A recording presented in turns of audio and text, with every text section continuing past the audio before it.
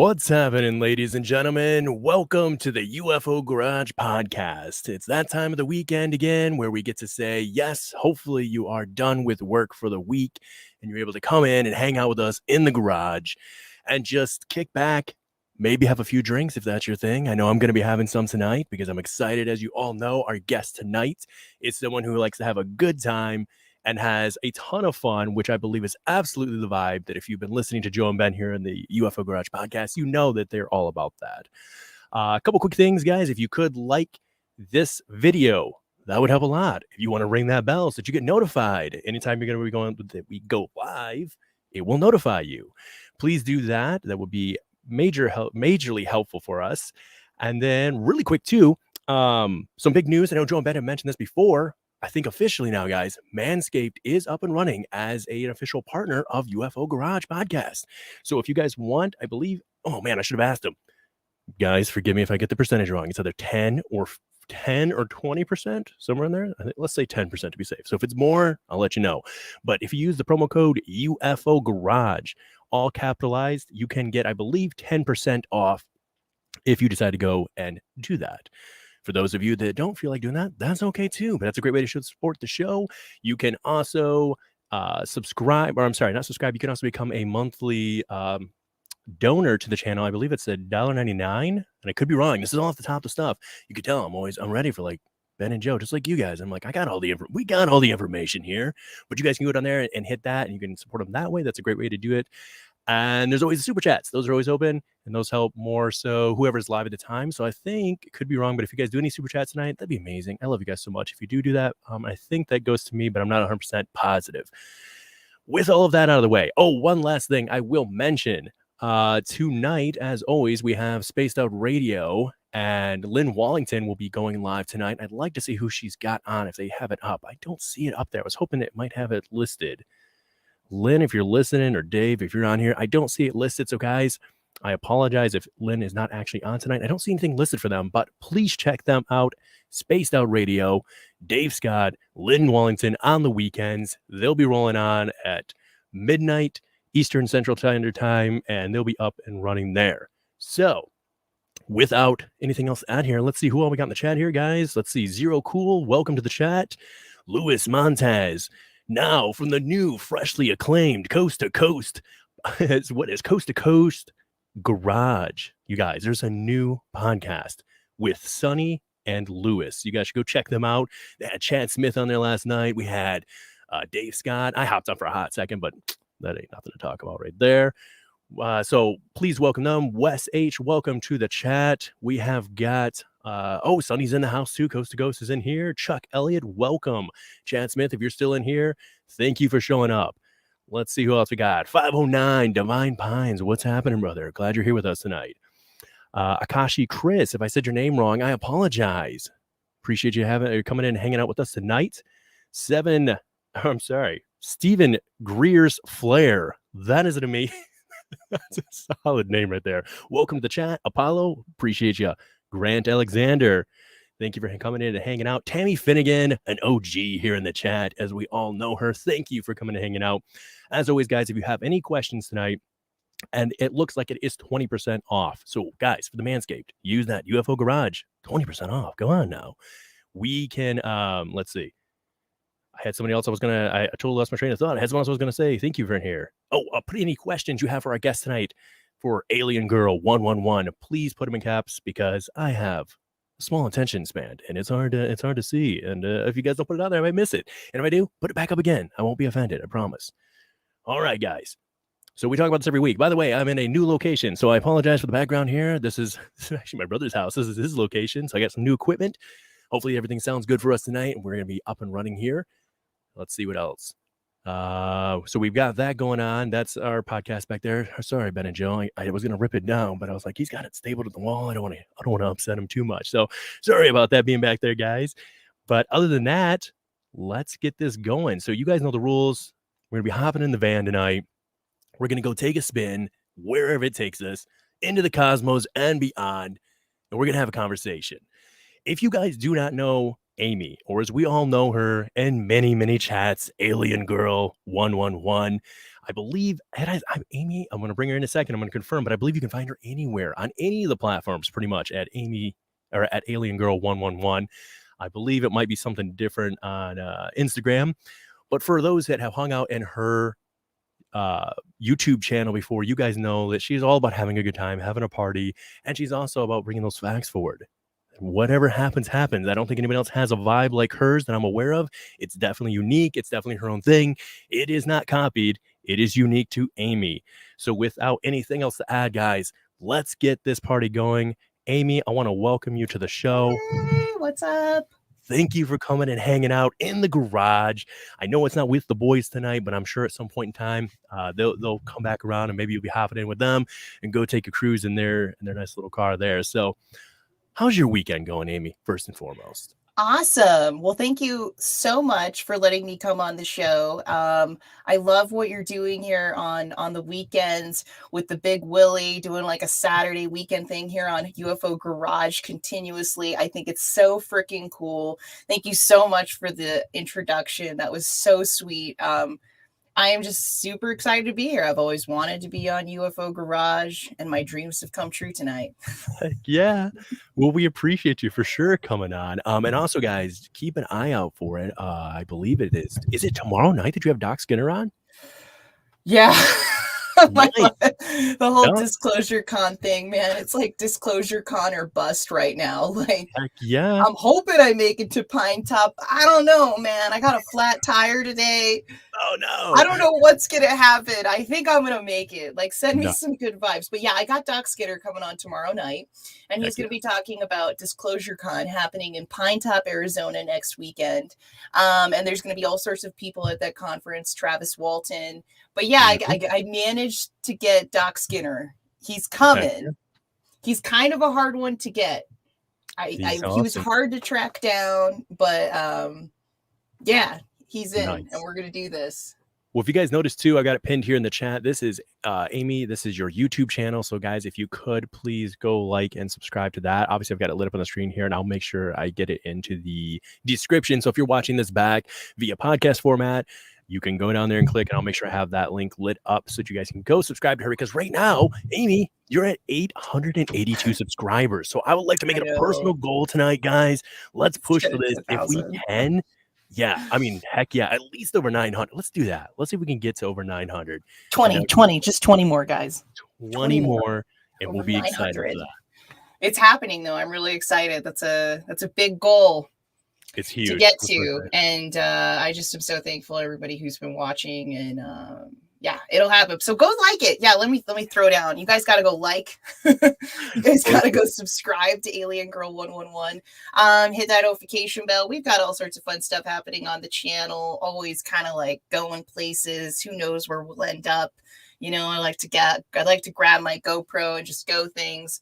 And also, if you go to Aliengirl111 on Twitter, you can follow my stream of thoughts throughout the day. You want to know what I'm thinking? Any hour of the day? Well, just go to my Twitter account. The NSA, I'm screwed. Like the NSA, everyone. There you go. It's Gaga, aliens, and anything else that I might be thinking. Aliengirl111 on Twitter. Go check it out, you guys. Follow that. For sure. I just actually got on Twitter because of you the last week or two. And man, do I feel, I don't want to say this offensive term, but man, do I feel like a boomer. Like it's so bad. I'm trying to learn how to use it. And it's like, man, the interface doesn't make sense.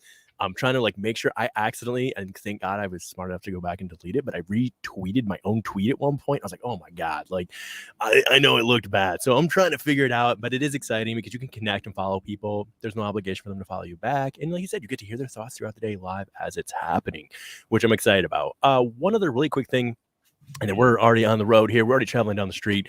We're getting this going. But last thing I'm going to throw out before that I was supposed to mention before I jumped in the van is next weekend, guys, tune in. Unless something changes, I will have Jess Rogue with the Rogie Report on here. So Amy, also, you know her. So yeah, we'll be jumping in. She's going to come hang out and jump in the van and go take that ride with us. So I'm excited for that.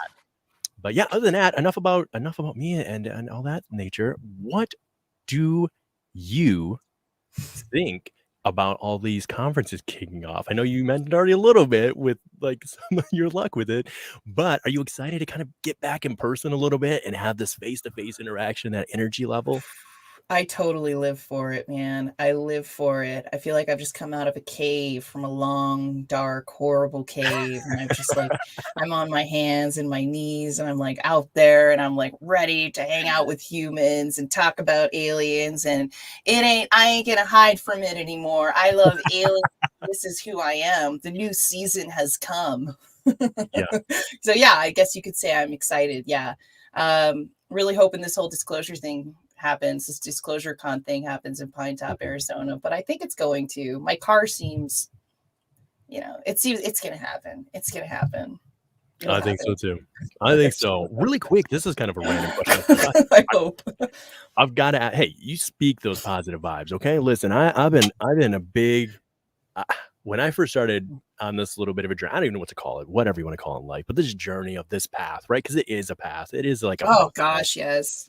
I was kind of apprehensive about the whole manifestation or like the woo-woo aspect of, I called it woo-woo at the time. I was like, these guys out here talking about astral plane travels and like meditating and remote viewing. I was like, I don't know why, but I had this weird little wall up towards it. I was like, aliens, yes. Meditating and possibly remote viewing, come on, guys, let's get back to reality here. And I don't know why there was a weird little separation for me, but it's definitely started to break down a lot. And I'm definitely all on board with the whole idea of believe and manifest your reality, and then put in some work and you can make it happen. I truly believe that the universe wants to give you what you're after if it is time. And I believe that the universe knows when you're ready. That's another thing. I don't think you can rush it, but if you're already thinking it, it's probably maybe time. But yeah, the other question I had for you, and the only reason I'm asking is because you talked about craving it. When is your birthday? Like, is it like, when's the month? Like, what's your sign? Because I love asking signs. I'm a Pisces. I'm a water sign. So I'm a fish sign. March. I'm a March girl.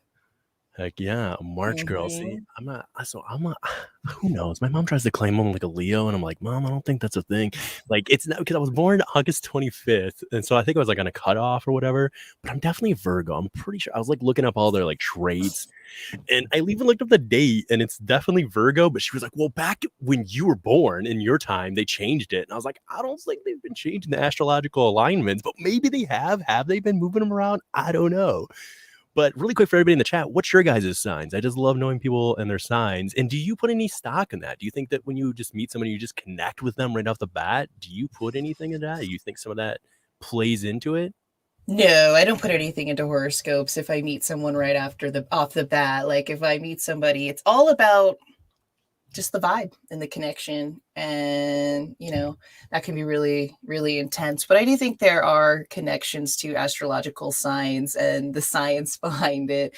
And whether you want to say it's woo-woo or crazy or whatever, at the end of the day, we have categorized, is it 12 different signs amongst humans and their birthdays, and kind of made some sort of understanding of what those types of people are like based under this, this map of stars. And if you take that and, you kind of humble yourself a little bit and you push a little bit further into like the archaeological, astronomical sort of artifacts and archaeological sites that have been built that connect to the stars completely, then we're talking about some sort of woo-woo-y thing that's been around for centuries. So I'm very, very, very aware to not like disregard the things that have been around in our culture for centuries. And like astronomy is one of those things.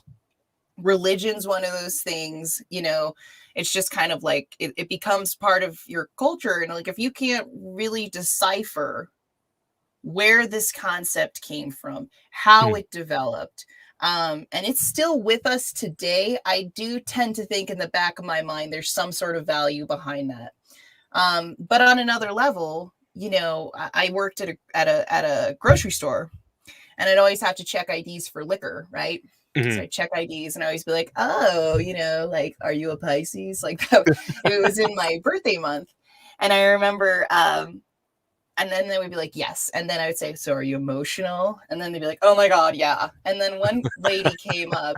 She was the first lady ever said no. And I was like, so are you like this? I'm bored. I'm at the grocery store. I'm a grocery store cashier. And then I say, what did I say to her? I was like, so, are you emotional? And she said, no, not at all. And I was like, oh, okay. It's not like every Pisces. And then she said, okay, I'm very emotional. I'm incredibly emotional. Oh my I was gosh. like, that's so funny. So that meant that she was the only Pisces I talked to the whole time I worked as a grocery store checkout person. And all of them said yes, they were emotional. And only one said they were no, only to be followed by like I'm lying, I'm incredibly emotional. So I don't know, like that was an interesting sample of testing out there, and I think there's a lot of different qualities that people have that you could kind of see, like a water sign, a fire sign, or whatever. And Yeah. there's also just like this magic behind it. It's fun. It's I'm a water sign. That's who I am. Or you meet someone, they're a fire sign. You're like, there's something embedded in that that's been there for centuries. And I don't know why it's still here, but it's still here. We're still using it. We're still talking about it. So yeah, I don't throw astronomical science. I don't throw astrology. No, I don't throw that out. Not throwing in there, yeah. No. I do one thing I would think that's ruined it a little bit is, like Tammy's bringing up here, thousands of years star charts are ancient, right? We were talking about how people used to navigate the Earth and all these other things through the astrological alignment. And I think one of the things that's hurt it a little bit is some of the mainstream media or some of our favorite platforms. And I've always joked about this because back in the day, when I first got on Facebook, and people would put up the little charts and they'd be like, if you're into this or whatever, you must be this. And it would list a sign or a month that you were born in. And it would list one. Now it's like half of them. I'm like, dude, you're hitting half the people. It's just like, it's not even a thing. They're like, whoa, if you're emotional, you're probably a Pisces and you're probably also a Virgo and you're an emotionally charged Aries. And it's like, you're just like throwing spaghetti at the wall and what sticks. So I don't know. But let's hit on that a little bit first. Talk about history. What is your history with the community of ufology as a whole? Has it always been there? Have you always been drawn to, let's say, maybe you didn't know about the community when you're younger, but when you were younger, were you always drawn to the stars and just the idea of possible other life out there? Oh yes, I think that's just a norm. That kind of happened in my life, but the biggest was the Phoenix Lights. Like Okay. that's when it really hit me. I think I was 12 when I saw the Phoenix Lights on the news, and they were like, we don't know what this is. And I turned to my father and I said, what is that, Dad? And he said, I guess it's an alien spacecraft. Told you like it And I was. was like, looking at it, I thought, well, maybe it is. And so that obviously at a young age sparked a lot of interest. Plus I live in New Mexico. I live in Albuquerque, New Mexico. So I'm like in the heart of alien country. And, it's always been something that's just here. I don't know how to explain it. A lot of people think, it's not like we're obsessed with aliens or whatever, but it's part of the culture. And so aliens being in New Mexico, it's just been kind of like a big part for me. I would say always wanted a picture of a UFO from the second YouTube hit my phone. I was interested on how do I upload videos? How do I make videos? But back then I was just looking for a UFO video, like just scouring, looking for something. And then that's when I found Third Phase of Moon. And I liked their stuff. And that's when I found Secure Team 10. And I really liked Tyler's stuff. I really liked what he was doing. And I really liked what the Cousins brothers were doing. So I followed them all the time. Then I had my first UFO sighting in 2013. And that really threw me off the rail yards for a lot of different reasons. I was blown away by how many people did not believe me.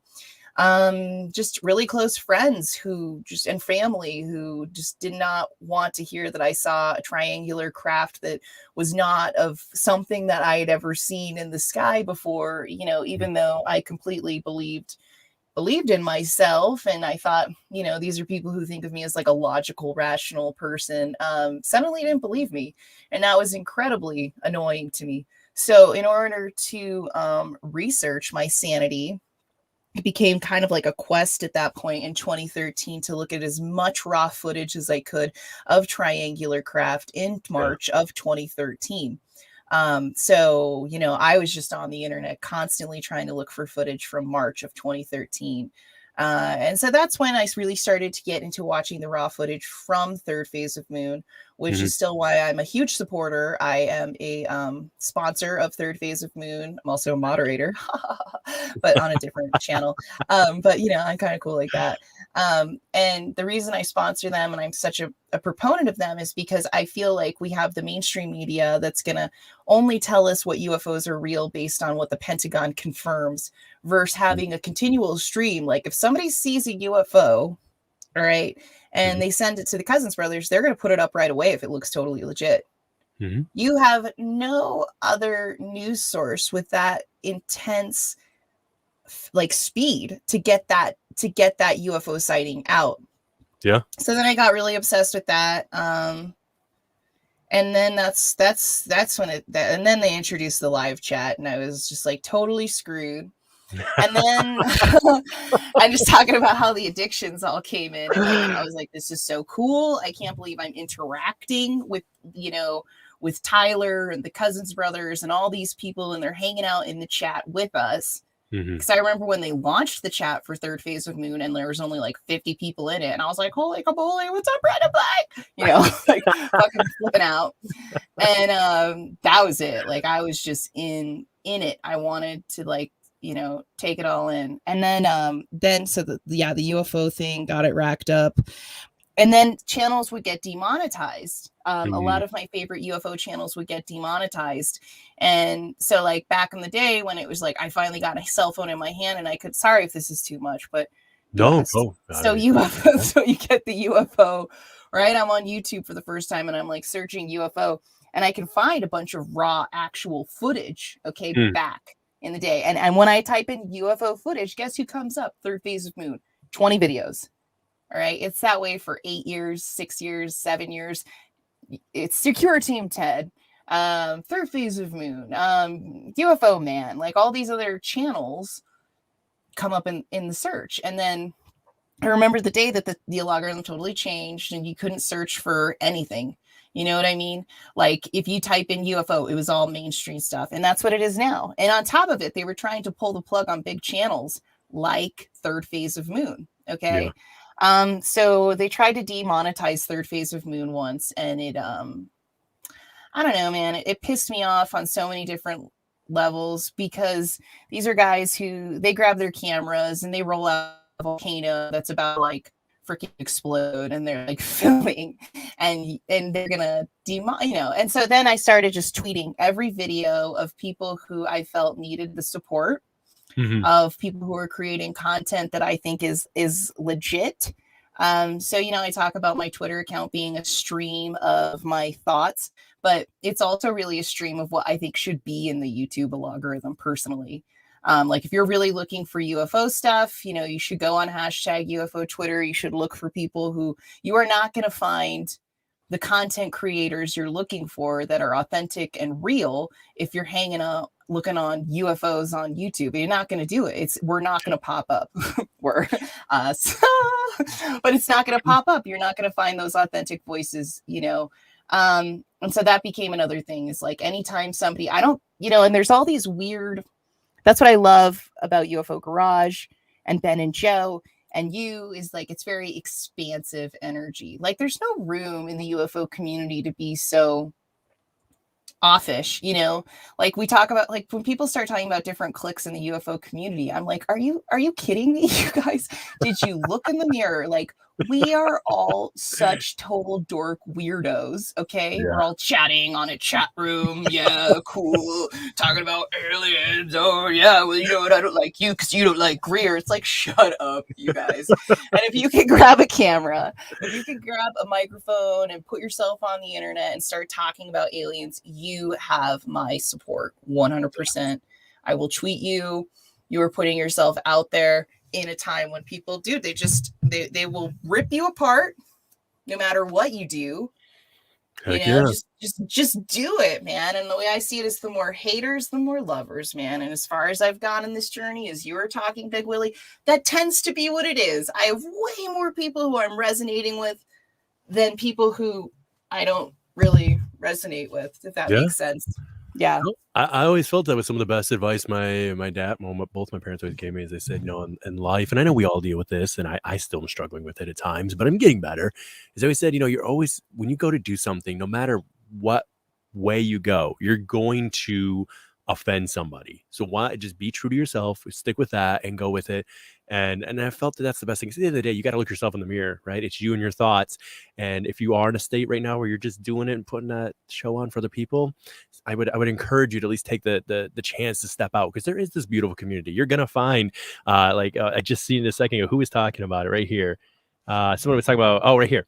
The misfits, talking about, hey, it's an aisle of misfits and dorks, but it's so true. There's nerds, we're all around here, but the thing is that we might just be the unknowns, as it were, or whatever, but I found so many tangible things to research by going to these off the wall, as it were, little channels that people are like, oh, they've only got like 20 or 30 or whatever in the beginning. Sometimes that's all they have, followers. I think when Ben and Joe started, I don't know, maybe 5 followers or whatever, and it's like, now look at how many of us, so many of us in our different podcast groups that have started or have met, like you and I chatting, is because of them, because 2 guys were like, let's go do this. Let's just go talk and let's go have fun with it.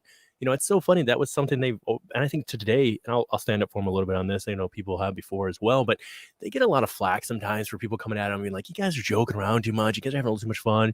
You guys are drinking on your show, or all this different stuff. And it's like, guys, at the end of the day, what's our goal? What's everybody's big goal? I think it's disclosure, public disclosure, which, whatever, neither here nor there, but let's bring it up, I guess. What do you think about the supposed disclosure that's happened here? I know that's old news, but what are your thoughts for those that might be watching you? But that's our goal, right? At the end of the day, is some sort of disclosure, and whatever piece that we bring to the table, then let's do it.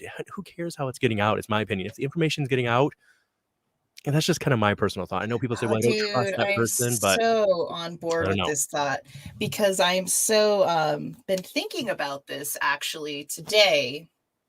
So it's this thought I've been thinking about in terms of it being funny, and like, I feel like a lot of the time, I feel like I understand UFO Garage and UFO Garage understands me, because I'm kicking back and I'm having fun.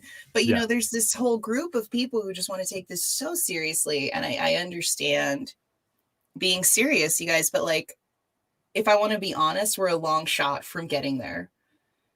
I think we're pretty far off from getting the government to give us the information, from us to find the footwork to get that evidence, to have the scientists who have the courage to go up and actually study some of this stuff.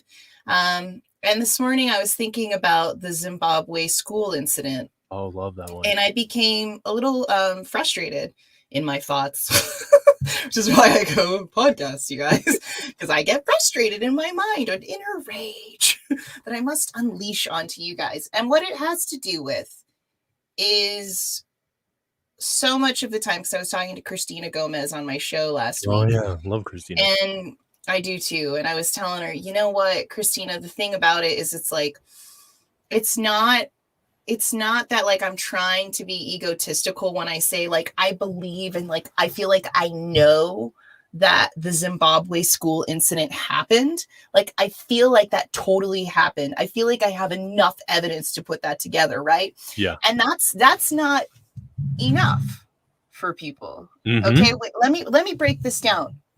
A man who's a Harvard professor of psychology, one of the world-renowned Harvard, Dr. John Mack, okay?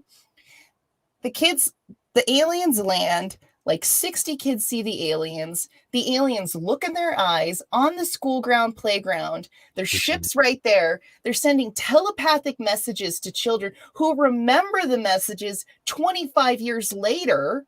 Yeah. Okay? They have a MUFON investigator come to have all the children draw pictures for an hour or whatever. And then they collect the drawings, and all the drawings are the same. In the same moment, we have Dr. John Mack, one of the most world-renowned psychologists in the 90s, rolling down to interview these children, interviewed them all found nothing psychologically wrong with these children, and all of their stories were consistent.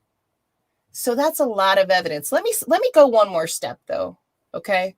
And the step I want to take is we're going on trial for a murderer, for someone that we're claiming you've committed a murder. We've got not that much evidence, but we've got 12 jurors, don't we? And those 12 jurors are going to take that little bit of evidence and put someone in jail as a murderer for the rest of their life. Okay. But when I say that I believe these children who saw these aliens in Zimbabwe with so much freaking evidence to back it, I'm the crazy one. That's hysterical to me. But you'll be a juror with not enough evidence and be so willing to convince another 11 people that we should throw this person in jail for the rest of their lives. And that's annoying to me. Look at the court of law. There have been plenty of people who have been convicted with less evidence than the fact that I'm saying here, the evidence that's behind, and it's just, and that's frustrating for me. I was like, okay, at first when I started the show, do I want to express my opinion? Do I want to keep it? Do I want to blah, blah, blah? But it's such a wacky field of getting out there and sharing your opinion. I'm not here to share the fact. I want to share the fact, but I got an opinion about the fact, because in this world, everybody's got an opinion about a fact. Two different opinions, one fact, two different opinions on the same fact. And then we're fighting about, and anyway, but it gets pretty easy to see how people respond, and they kind of like crumble. If we've talked about this a little bit, like fact after fact after fact, and they kind of crumble. And then it just becomes personal attack. Like there's something wrong with me. Yeah. When we have a difference in opinion about this fact, but we could just kind of like accept the fact and move on, It's like, now it's a little different here. I'm throwing maybe a curveball at this, but I absolutely agree with everything you're saying, because it's like so much too. Also, I want to give a shout out to Julian, and oh man, it used to give me a list. I don't think it gives me a list anymore. Akashi Chris, is that from your channel, by the way, Amy? Yeah, Akashi Krish makes all the cool deep fakes for all the girls. He's the one who makes us all look like, I'm trying to get Akashi Chris on my channel too. We're going to probably organize something, have him jump on and hang out. All right, perfect. Well, thank you so much, both of you, for those super chats, amazing super chats there. But when we deal with, like, let's say, go back to, and it's neither here nor there, it's a little different, but the Gimbelson Patterson footage, I recently finished from Astonishing Legends podcast, 13 hours worth of podcast. I mean, you talk about some people that went deep. I mean, 13 hours of breaking this down. Jesus Christ. And I listened to every single bit of it. Yeah. Wow. I went into it because I appreciate people that do that. And, at the end of the day, like they said, there was a lot of what you hit on. Is their end goal was that there was a factual, actual evident video, unaltered, untampered with, and you'd have to go listen to them to understand why. But that type of reel and that type of footage, you could not alter it. And if you did, you would see the cut marks. It is impossible to fake like you can with today's digital day and age that we're so used to. And so the point being, you had actual factual evidence. We had a fact, but opinion pieces have rolled out from that factual thing. That's like, at the end of the day, there's still this fact that we have to deal with. Regardless of anybody's opinion, one way or the other, you have this fact. And, it's so funny with the Zimbabwe incident, all people get hung up on the idea of like, well, yeah, but we had some kids seeing this, some kids got this message, some kids got that message. And it's like, you guys, who cares at the end of the day? You're arguing semantics on, the aliens gave the wrong telepathic message. It's like, you agreed to that point. You're admitting if that's your big dispute here is that, well, they didn't all hear the same thing. You have like Ryan Sprague, and I apologize, Ryan, I cannot remember the episode of the case that you covered on this off the top of my head, but he had a case where a daughter and a mother were seeing a craft at the same time, and the mother's having this very transcendent, amazing, almost spiritual moment with it, and the daughter's in like agony. She was falling to the ground on the porch because it was so overwhelming and loud and terrifying for her. So we don't really understand this, and I don't think any of us get to sit there and tell someone else what their experience should have been and how it should be processed. In my opinion, if we can agree that this thing happened, the rest of it needs to be stated as such. This is my opinion, not a fact, just my opinion, and leave it as such, and don't worry about it. At the end of the day, we still have the fact that these things seem to be real, and I think anybody would be hard pressed now. Oh my gosh, I'm talking about drawing another blank. Oh, who's your buddy? He was just on the round table last night with Dave Scott. Oh my God. Thomas Thank you. The Fessler, yeah. Yeah. Yeah, So, Thomas Fessler, my alien brother from another mother. heck yeah. And like he's Yeah. saying, he's like, listen, it's getting to be to where if you don't believe in aliens, you're kind of the conspiracy theorist at this Yeah, point, you dude. know what I mean? I do So, not understand it when people say like, "Oh, I don't think there's any intelligent other life in the world in the whole cosmos." Like, no, you're in the minority if you think that there aren't other entities like us somewhere else. You are.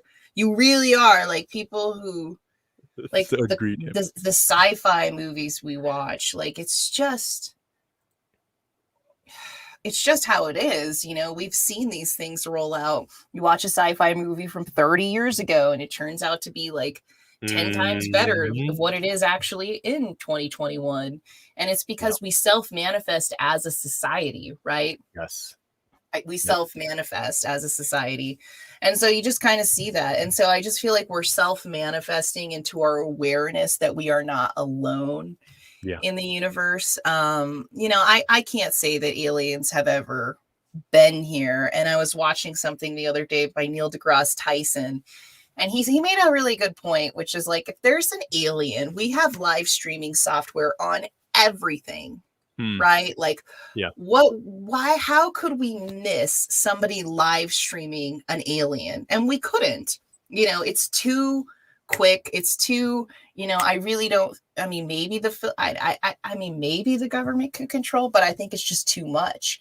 I don't think it's enough that can be controlled. Yeah, and so, you know, it's hard. I mean, Third Phase of Moon posted something last night with some cool alien images. Those are pretty sweet. But what are you going to do with them, you know? What are you going to do with them? We have so much Photoshop, so much stuff like that. I mean, you just watch it and you're like, I don't know, man. I don't know. Yeah.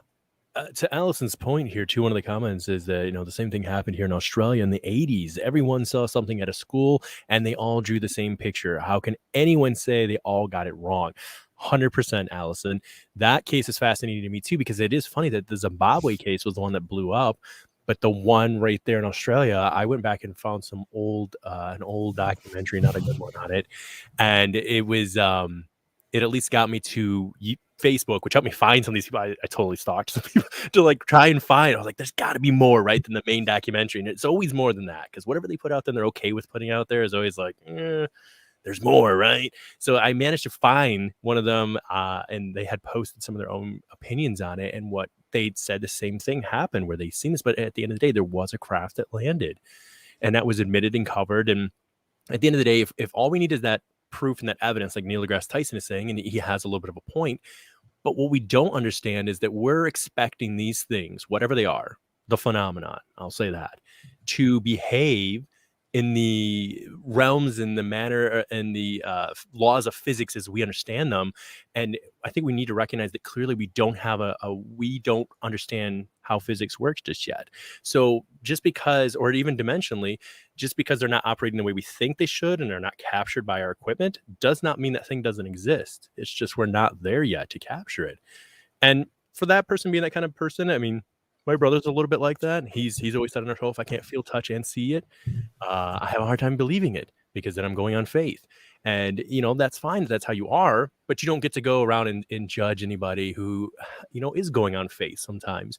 And I suppose a little bit of this is for those that haven't had an experience. Sure, you're kind of basing it on faith. But at a certain point, are all these people just adding this stuff up? What's the point? Maybe now it's a little easier to come out and say that something's happened. But for those that went through it in the 60s and 70s and 80s, even in the early 2000s, you were not the cool person coming out saying you've had an experience or that you'd even seen a craft. You know, I don't even think now you're cool. It's just, you know, I think it's really hard cool, like even in this now. chat and in this place in the garage, you're a cool person. People will trust you. They want to talk to you, hang out with you, and be like, tell me your story. But yeah, you're right. It's not necessarily completely mainstream. But I think we are shifting the paradigm a little bit. And I'm excited to be whatever small fragment of that, just to have the conversation. I love people having an open conversation about things. And that's all we really need to do. People are coming in with that closed-minded idea. And you should always be open to whatever I believe today could change tomorrow with new evidence. And that's how I try to approach things. I will defend my point and purpose right now with the evidence I have. But if somebody presents something that opens me up to something new, then let's go down that rabbit hole. Let's go talk that out and see what happens. How else are we supposed to learn and like progress if we're not open to that?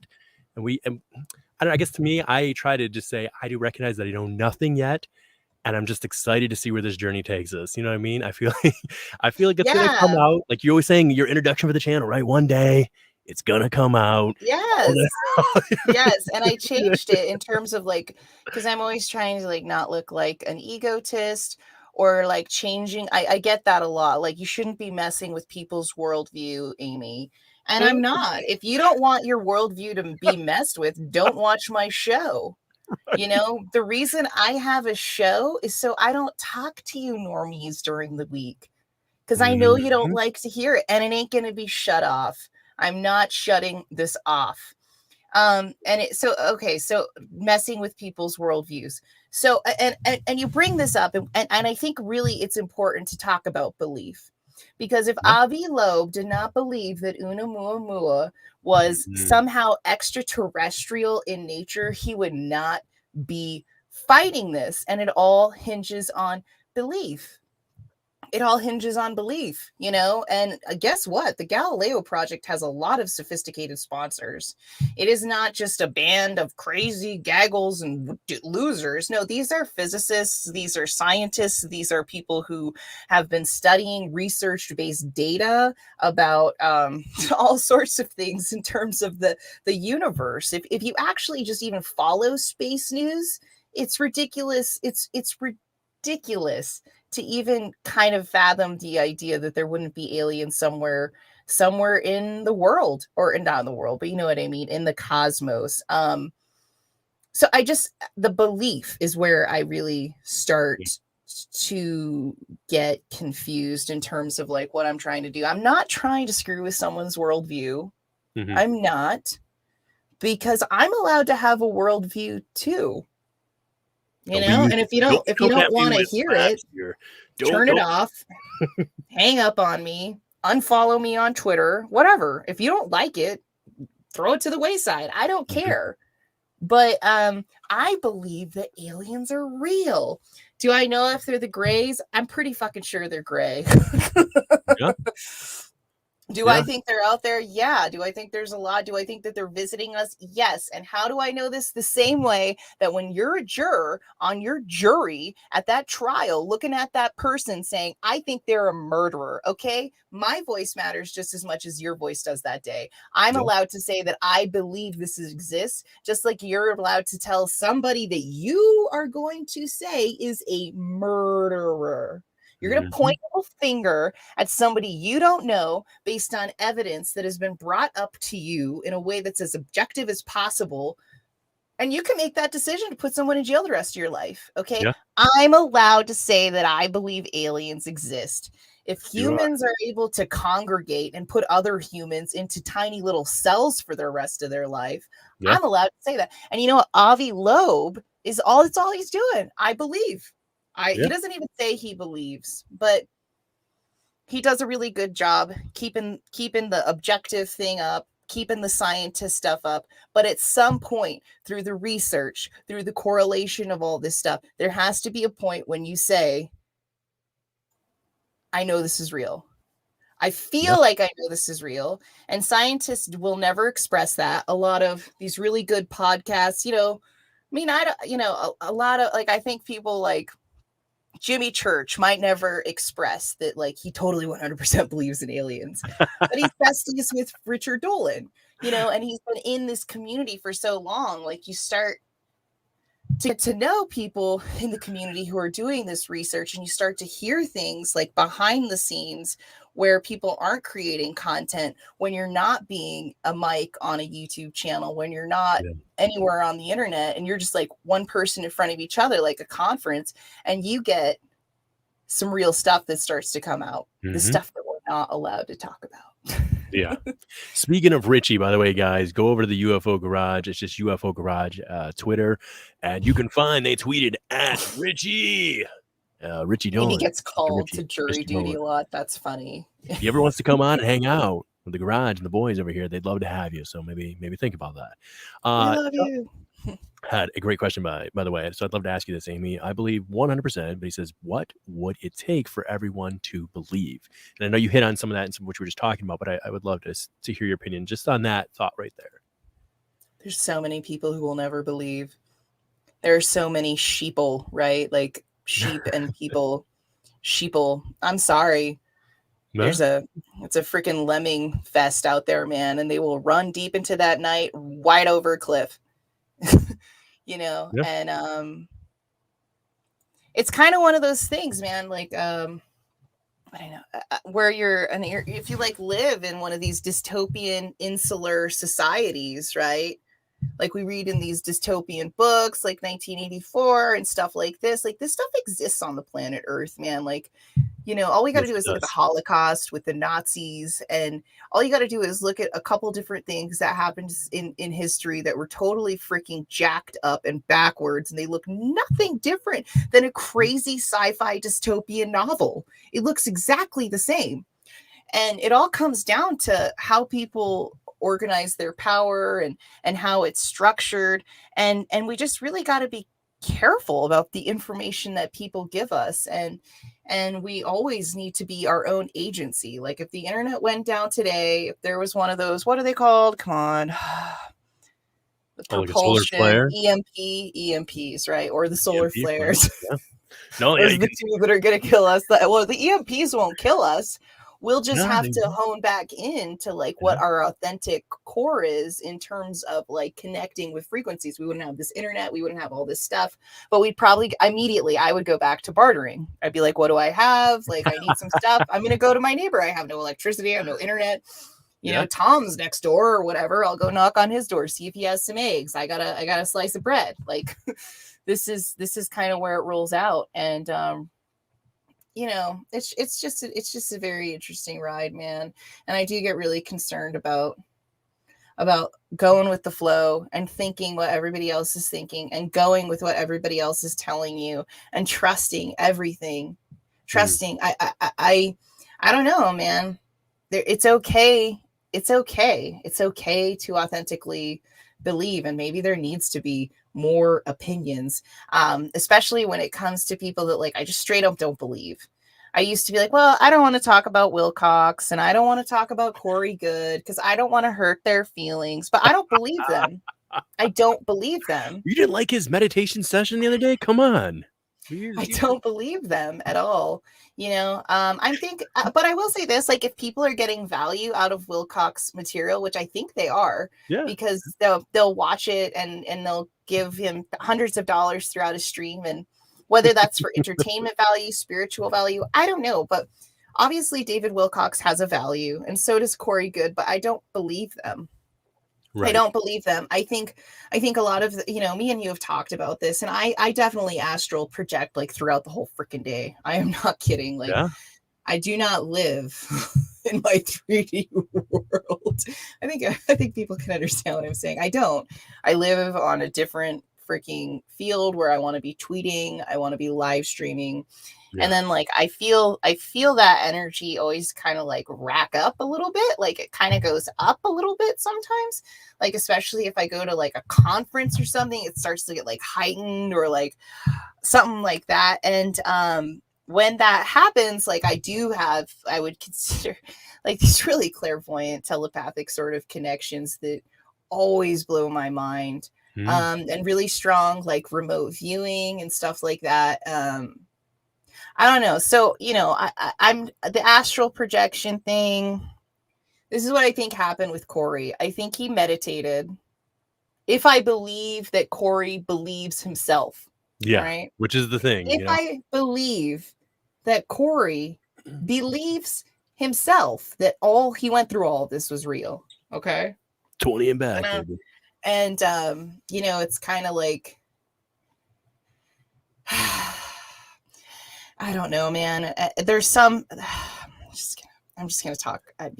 Go for it. This is what I do on here. Come on, we're in the van. What happens in the van? I'm totally burning a bridge by doing this, but that's fine because I burned it anyway. I think. But like Anjali recently posted that her, I don't know if you guys know Angeli, she's going to do a mountain base. She went to Washington. She was like, I'm going to show you the aliens. Okay. And my biggest question was about it was like, how big of a 5D astral projection sort of experience was this? So lo and behold, she tweets and tweets and tweets. And then she finally tells us that she doesn't really know what dimension she was in when she entered the cave.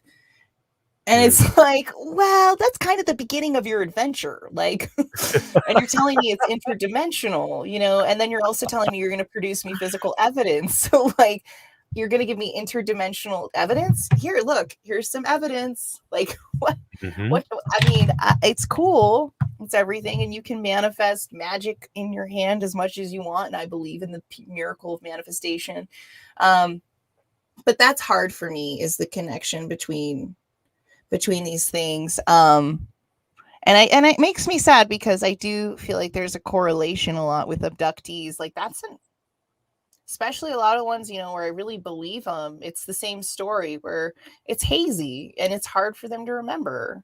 And it's all kind of all over the place, you know, because you get the people who are really verbal about it and they're like, well, I was here and then I blacked out and then I was there. And then like, and then you get the people who are like, yeah, I was sleeping by my boyfriend. And then like, I woke up on the couch or whatever. And I think on Alien, you know, you get a lot of different stories, but the ones even, you know, there's still a couple where people I need to track down who I think may have seen one, you know, not in an astral projection, not in a meditation. And I think they're there, you know, and I think Travis Walton is one of them. But back to Corey Good, and thanks for letting me talk. Like, it means a lot. Yeah, no problem. Listen, like it says at the bottom of the screen, what happens in the van stays in the van. Your secrets are safe with me, besides the internet watching. But other than that, your secrets are safe. So I think Corey turned 18. If Corey believes what he believes, all right. I think he turned 18. I think he meditated somewhere. And I think he went into the future 20 years in this deep meditation that only lasted maybe a little bit. And maybe he like saw everything and maybe it's real. I don't know. And he came back and then he was 18 again. And then he decided to go be a help desk technician for 20 years. No. Dude, if I just came back from the moon base and I was like age regressed back to my 18-year-old self, I think about like if I was 5 right now and I could still have this brain, like how cool that would be to go to your kindergarten teacher like, hey, what's up, dude? I just like wrote this paper about like giraffes and stuff. It's gonna blow your mind. You know, and they read it and they're like, whoa, how did you know that giraffes had black tongues? How are you writing so well? So, I mean, if he was 18 and he lived 20 extra years, I really sincerely doubt like that anybody who's given an extra 20 years and be age regressed would go be a help desk technician. I just don't see it happening. Like people, by the time you're 40, 50 and stuff, you're kind of like, okay, I'm going to go do something that I don't think help desk technician would be the first career I would go to after living on the moon for 10 years. Personally, I think I'd have kind of like a different interest and skill set beyond that. And he did it for 20 fucking years before he decided to start the Sphere Being Alliance, you guys. And I used to think there wasn't any money in the UFO thing. I used to be like, oh, well, if they're going out there, they're not making any money. But you know, you got a great story and people want to hear it, and they will pay money. I did pay for a Gaia subscription to learn all this stuff I'm telling you about Corey Good. You know, I do delve into it. You know, Wilcox saying that he's developed anti-gravity. Or he's working on it. Like, that's so jacked up. Especially... I don't know. Sorry, I cut you off. I didn't mean to cut you off. No, it's okay. I'm just glad to be... It's just so jacked up. When there's actual scientists like Jeremy Reese on Alien Scientist and Mark Sokol from Falcon Space, who are actually working on anti-gravity, okay, who actually like every day have their own lab where they try to make sure that they do the APEC conferences every other 2 weeks or once a month to bring together legitimate scientists all over the world to actually talk about how we could create anti-gravity.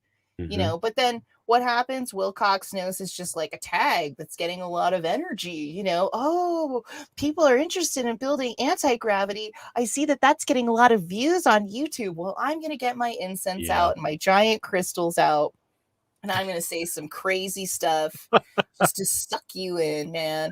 And that's the stuff that I try to watch out for. You know what I mean? Like, that's the stuff I try to watch out for, like people who say follow me, right?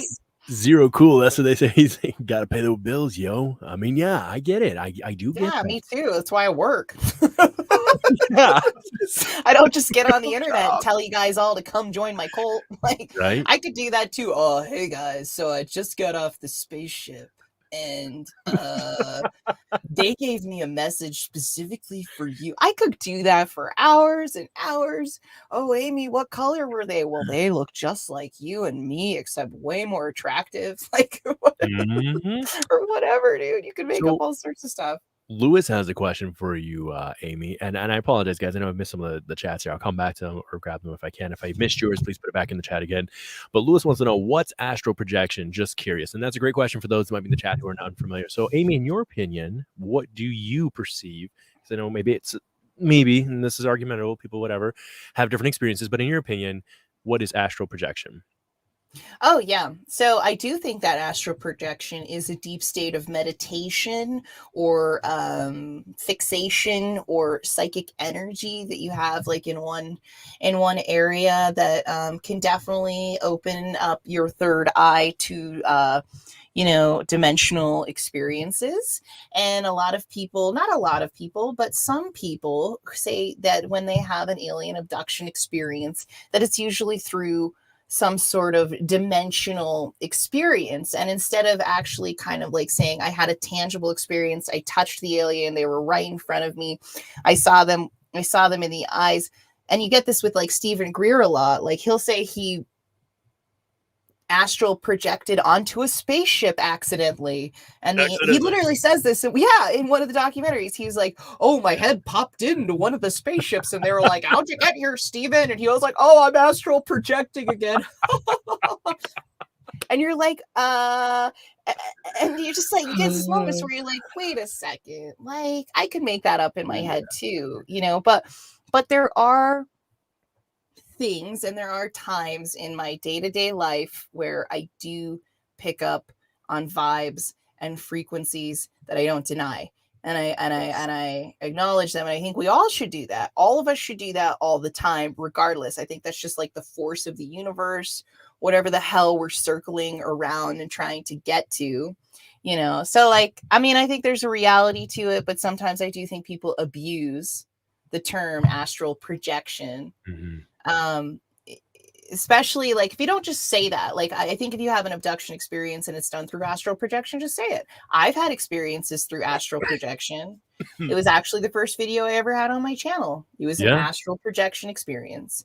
And I wasn't laughing at you, by the way. I was laughing at Zero Cool's comment here about Stephen Greer uses his astral projections to peep out naked aliens. He does.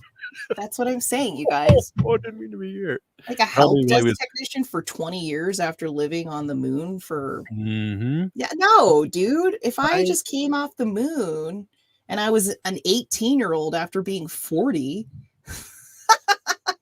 like if I was 18 and I was just 38 and living on the moon for 20 years, dude, I don't even know what kind of wildness I would get into.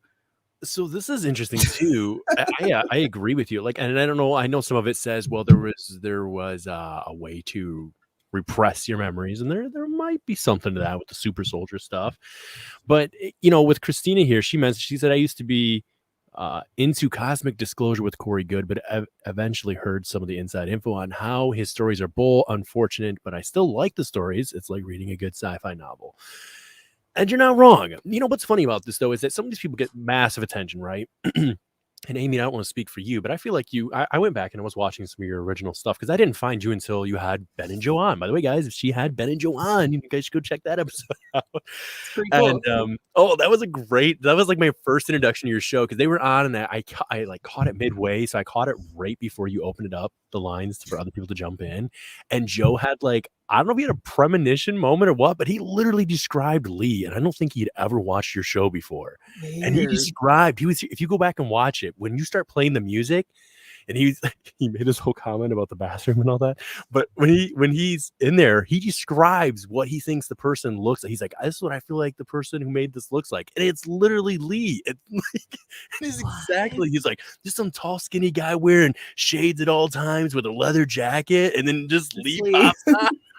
That's Lee from First Floor Audio. He wrote all the tracks to Aliengirl111, you guys. Heck That's yeah. funny.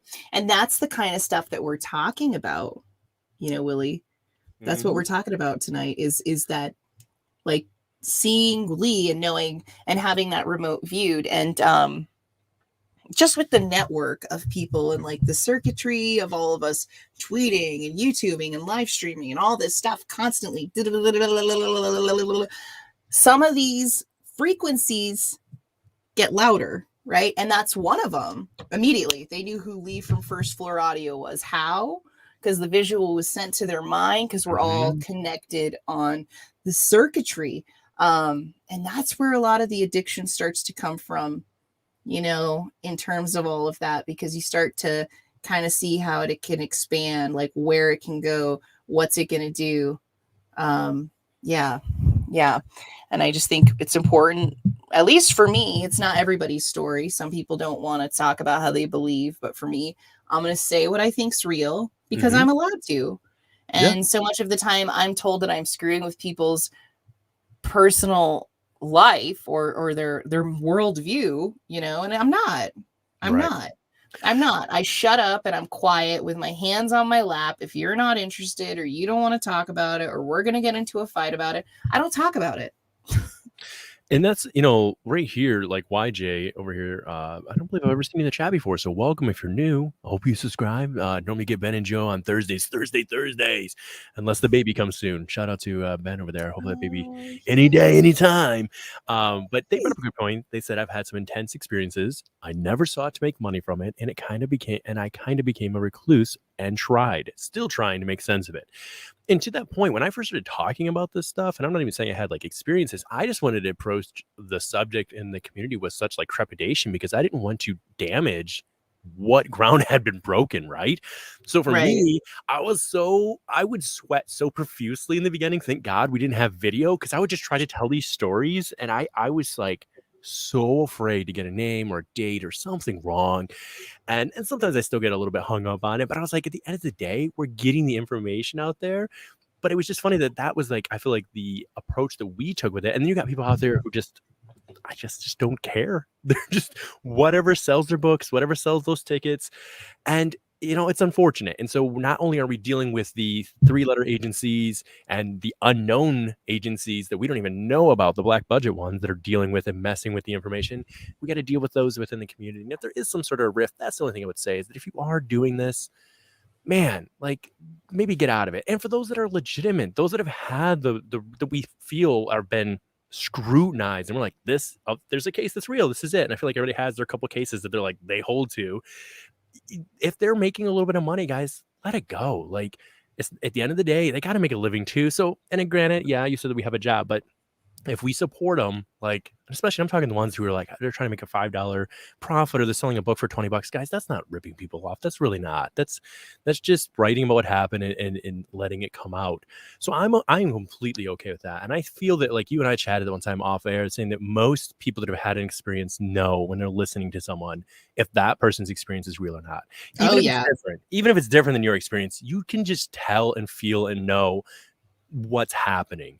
And they second guess themselves. I think that's what we talked about. Yeah, or sometimes, and I'm not saying this for those that have told their story 50 million times, but sometimes some of those people, like, their first time out, it's just so smooth. It's just so well, they have an answer for everything. That's always a tell for me. When you have an answer for every single question that's asked, oh, I don't know. I mean, maybe. You know, Samantha Mowat, I'm sure you're familiar with her and have heard on Dave Scott's show before. She has a lot of answers when questions are asked. Sometimes she says she doesn't know, and I've heard her at least say that. But sometimes she is channeling, and sometimes those answers come to her. And I'm not completely opposed to that either, because they make sense. But it's when someone just has an answer, whether that answer makes sense or not, that you're like, I don't know, come on, guys. Like, at the end of the day, we're already dealing with enough here. Are you hurting or helping the community? So, well, and just from the framework, and I know somebody's saying like Amy's obsessed with jury duty in the chat. It's similar though, in terms of that similar framework when you get somebody up on the stand, right, when they're about to talk about their alien abduction.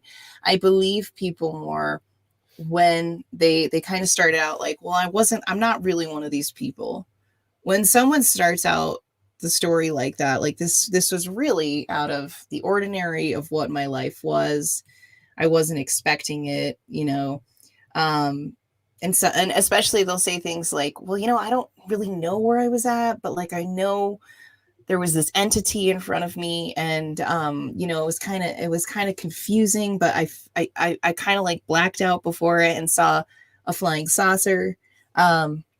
And I never like experienced that. Like I was been like religious my whole life, and then I saw 4 beings on the side of a lake with my family, and it was surreal, and usually those are the ones that tend to come to me the most, where I'm like, okay, it's the ones where it's like I was sleeping and I woke up and there was an alien, and I'm like, okay. So, all right. And they're like, and I've got the footage.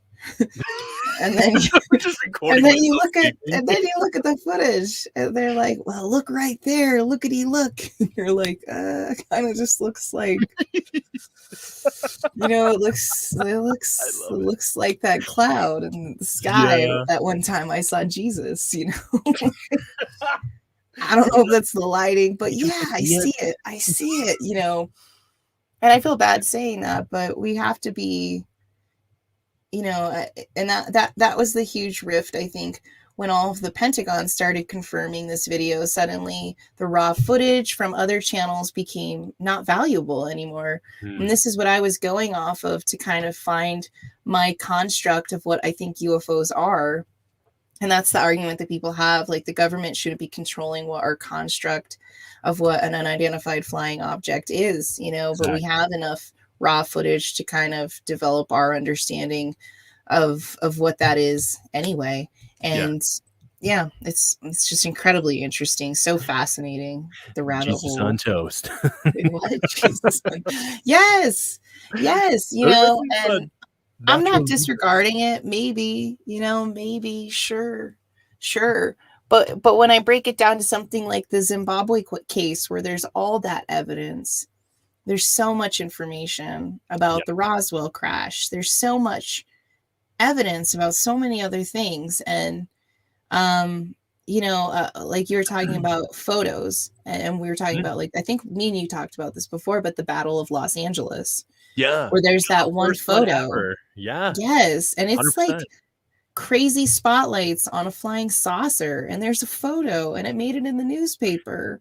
That's evidence, you guys. That's evidence. Not according to them. We covered that way back. I don't remember what episode we covered it, actually, on Bob, when we did a show with it. And I was telling my brother about it. I was like, bro, there was this thing before any of them that happened. And but they fired anti-aircraft on this thing for like an hour. It wasn't like a whoopsies for 5 minutes. And their excuse to this was, well, that was light reflection, and the lights all beaming at each other made a circular event, which made this image. And it's like, come on.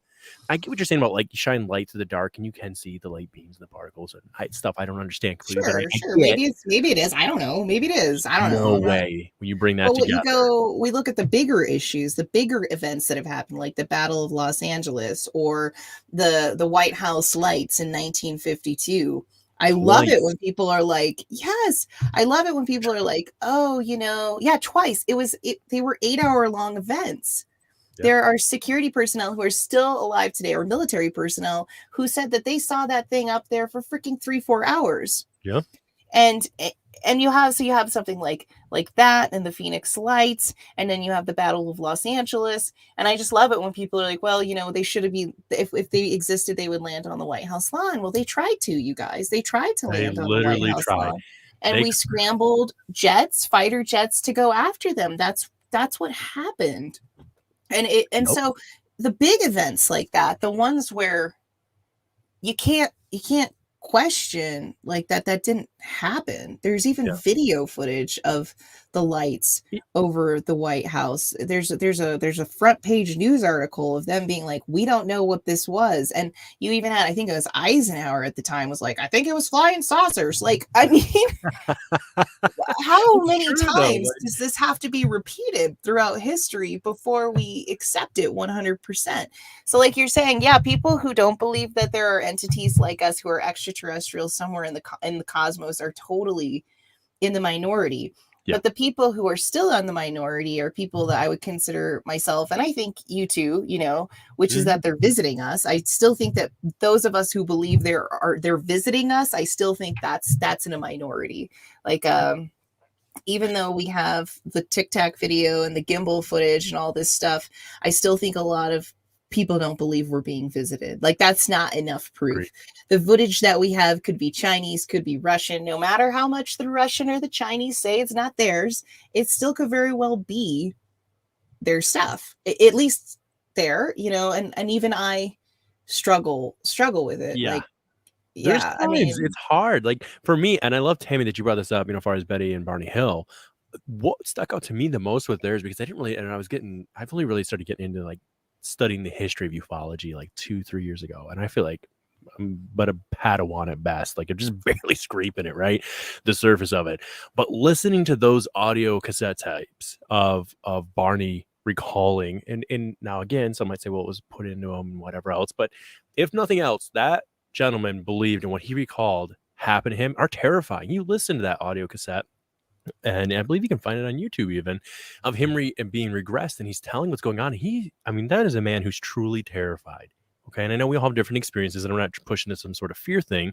What I'm saying is whatever he experienced was so traumatic that upon almost, I think it was years later, 2-3 years later, when he had that regression, it was still that fresh in his mind that it bothered him that much. That kind of stuff resonates with me, because you can't fake those kind of inflections. I mean, maybe you could, but for what purpose? Lewis did have one question for you. I just wanted, yeah. Oh no, I was just saying, finish up, because I just want you to answer Lewis' question when you get a chance, before I lose him in the chat, because the chat's flying tonight. You guys are on fire, so that's a good. Do it, guys! Fired up. Alien Girls here. Ask all your questions. You got any questions? Throw them in the chat. I'll answer them honestly. Whoa. That's right. So Lewis wants to know from you, what does she feel about people like me that have vivid dreams every night? But really quick, what were you going to say about Patty and Barney Hill? Because I did interrupt you. I'm sure they want to know. Oh, just you put them on a stand. Do you believe them? You know, jury duty, guys. Let's talk about it. Jury duty, man. Let's throw them in front of 12 people, and let's say, do we believe you? Because that's enough for us to put someone in jail for their whole life. You know, exactly. I don't know. Just the belief. The fact that if you believe him, I don't even know where I was going with that. But in terms of what do I think about him having vivid dreams, I think, yeah, I have vivid dreams myself. I have very vivid dreams of, of like meeting and communicating with people. Yeah, those are intense. So I don't know. There you go. I have them too. Yeah, no, and Lewis has talked about that before, and I've told you, Lewis. And again, I mean, do you, boo, you know. But I would encourage you to start a dream journal. I'm not really good at keeping up with mine, but I have noticed how fresh the dreams are in the beginning of the day for me, and then by the end of the night, they're still getting a little bit foggy sometimes. But that dream journal will start to create a pattern for you. If nothing else, it'll be something you can reflect back on, and that's just my opinion. I'm not saying that's like good advice, but it'll at least give you something to reflect back on it, and perhaps maybe someone will say you're making a pattern, but for your own self, just for you, it'll help you start to track that. Maybe it'll even be a little bit therapeutic, since it's something that I know you've brought up for a while. You've mentioned it to the garage about your dreams, and you've come on and chatted with them. So, but yeah, every time I go to bed, I think I'm walking through a 5D doorway. I do. I do. So I mean, no, I'm not judging. Like I look forward to sleeping because I don't know what dimension that is. This is an interesting point from Mary Bond. Now, is this the infamous Mary Bond from Dave Scott's show, where every time she comes on, he does the Mary Bond like 3 times? Is that who you have here? Anyway, she said, when you dream, you're returning to reality. This we live in, us, the dream. So maybe she meant this what we live in is the dream. And that could be. I've debated at times, only because of how realistic things can feel. But then if like time is non-linear, none of it matters. The past, the present, all of it exists now, currently, all at once. Who knows? I don't know. That's where you need some intelligent people like Avi Loeb and some people who really know what they're talking about to come on and discuss that kind of stuff. But I love going down those. I will, like, any day anybody wants to question reality, I'm like, yes, let's, please. What do you have? Like, I will all day long talk about reality and, more importantly, our perception of anything, because it's so weird how we all think that everyone thinks the same as us, even if we're purposely trying to think, okay, they're thinking differently. We look at a color and you see this color and I think, okay, it's orange, but maybe somebody else actually sees this as a different color. So the reality in that moment is totally different than mine. But that doesn't take away from the fact that this thing is here. So again, bringing it back to the alien stuff, people want to argue semantics, but at the end of the day, it's hanging here. We can go touch it, and maybe we can't touch this stuff, but it's touching us and it is having an effect on us. So I don't think we should get hung up on the minor details, in my opinion, of the overall vast story. Right, because there's correlations and they're so similar. I think there's just a lot to be said about that, because like I said, there are people who, they have this fragmented understanding of their abductions. The majority of them don't have a clear A to B linear sort of experience. It's like they're in a subdued haze, no matter if they were put on an operating table to have implants put in them or experiments, or if they just like encountered them. It kind of seems like it's a little bit of both. But yeah, I the dreamlike state is an important state for me, on so many different levels. Like I go to bed and I try to like open up my consciousness to be like, bring in the other energies. Yeah. Like bring them in. I want to interact with them. I want to understand this more. And then it happens and I go to sleep and I'm able to like interact with different energies. And by the time I awake, these storylines, these connections, they make more sense and they're more fresh, renewed, evolved. Yeah. I don't know how to put it. I think that made sense, sort of. Also, another thing that I think is kind of funny here, and I agree with what you're saying, is that I think it could be a little bit different for everybody. That's another thing is too, is just because it works for me or it works for you doesn't, play around with it a little bit. Don't be afraid to listen. I've sat in a room and I've done some stuff that like I don't even want to admit. And that sounds really bad to say, but like I don't even want to admit. Like I was doing it, and even while doing it, trying to like whatever manifest or do whatever, and maybe reach out to things that are there or talk to them. And I'm like, I know if you were videoing me and someone can see me right now, I look like a bona fide 100% crazy person. But there's something to this stuff. And I think that we should be willing to push that threshold and just experience the experience and be open to it as a whole. Really quick though, Zero Cool wants to know, I just want to figure out how to get the aliens to abduct me if I do see one. I don't know. The only thing, Amy, we're going to get your opinion. The only thing I've heard is don't shine lights at them. So, Amy, what's your opinion? How do you get them? We're hitchhiking the van now. We're trying to get picked up by these aliens. What are we going to do to flag them down? What do we do?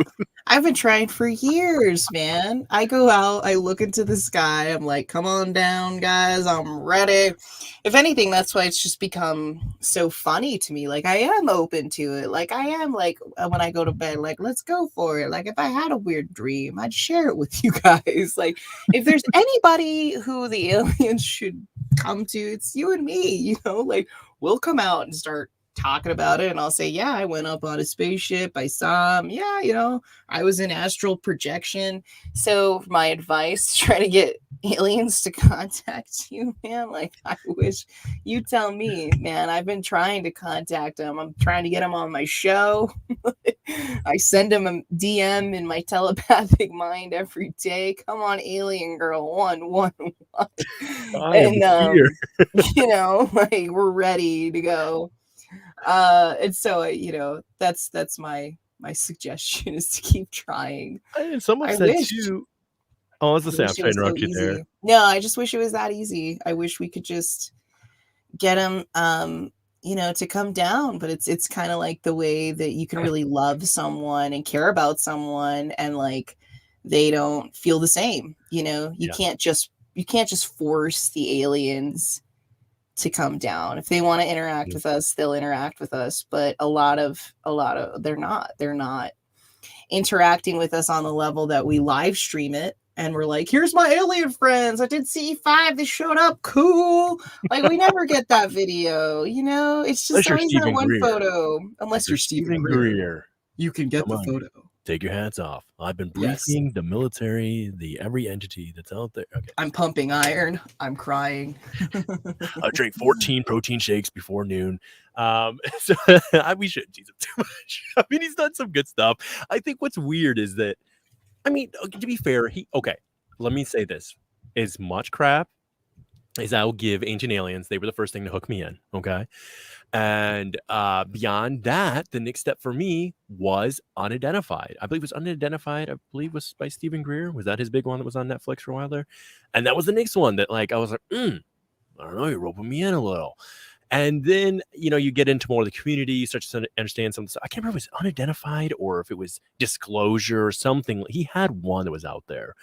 But then you get into the community and you start to understand the interpersonal workings of some of these people. And it's like, I don't know. But at the end of the day, he did hook somebody in, like myself, who I think I'd always been pretty open and curious anyways, whether I wanted to admit it. But they have a role in this, I guess I would say. So as much crap as I'll give people like Corey Good and some other ones, they have a role. They have a role that they're playing. Hey, I just sent you a DM in the private chat real quick. Yeah, no problem.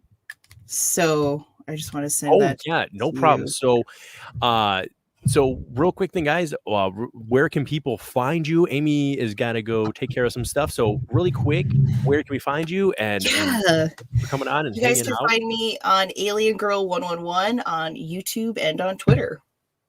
Heck yeah. Well, Amy, I want to thank you for coming on and hanging out here on the show. And what I'll do, guys, if you want to stay in the chat, I'm probably going to open it up and bring some people on to hang out. I know we've talked about this a little bit.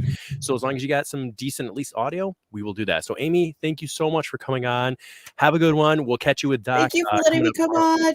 Heck it was so much fun. I'll see you guys later. Bye. Peace. Alrighty, guys. So give me just a second here. A little bit of an emergency there. So I'm gonna get you guys squared away. I'm gonna throw up the invite. I'm never trying this, guys. So bear with me. I'm learning live on the air.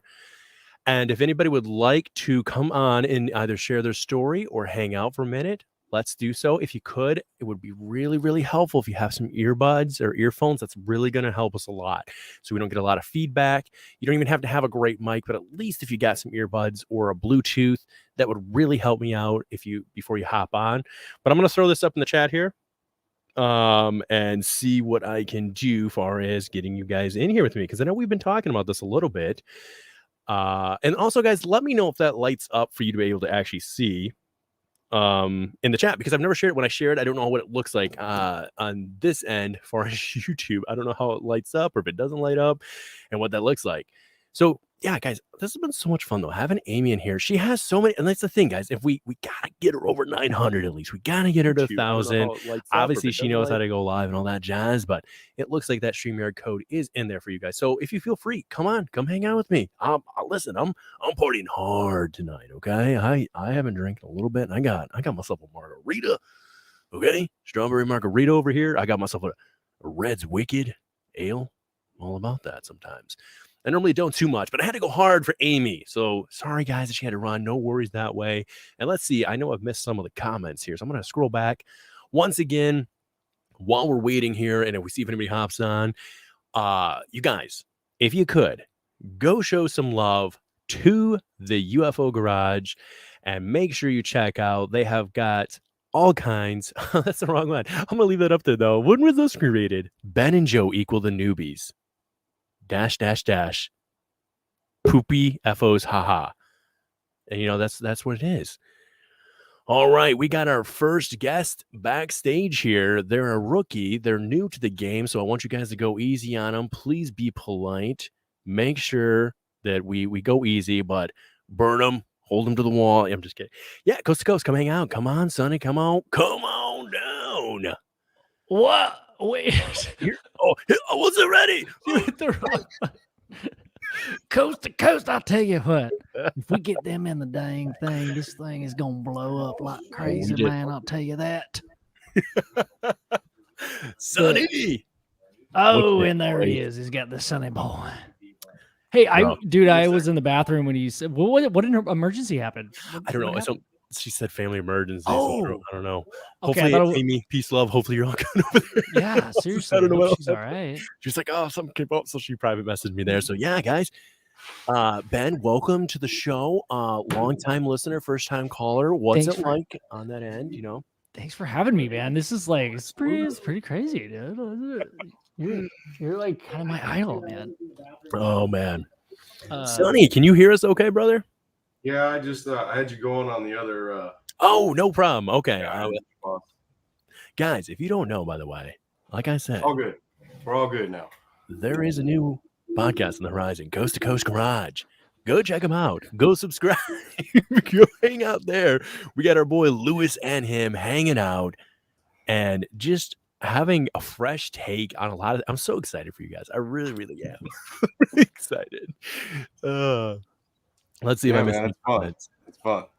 So what do you guys think so far hanging out here in the chat tonight? What did you think about Amy, you guys? What do you that was like dude, going hard, wasn't she? I don't understand why she hasn't been on our show yet. I was listening. She was like, I thought she'd been on our show already for some reason. I don't know why. And then she was like, I've always dreamt of being on.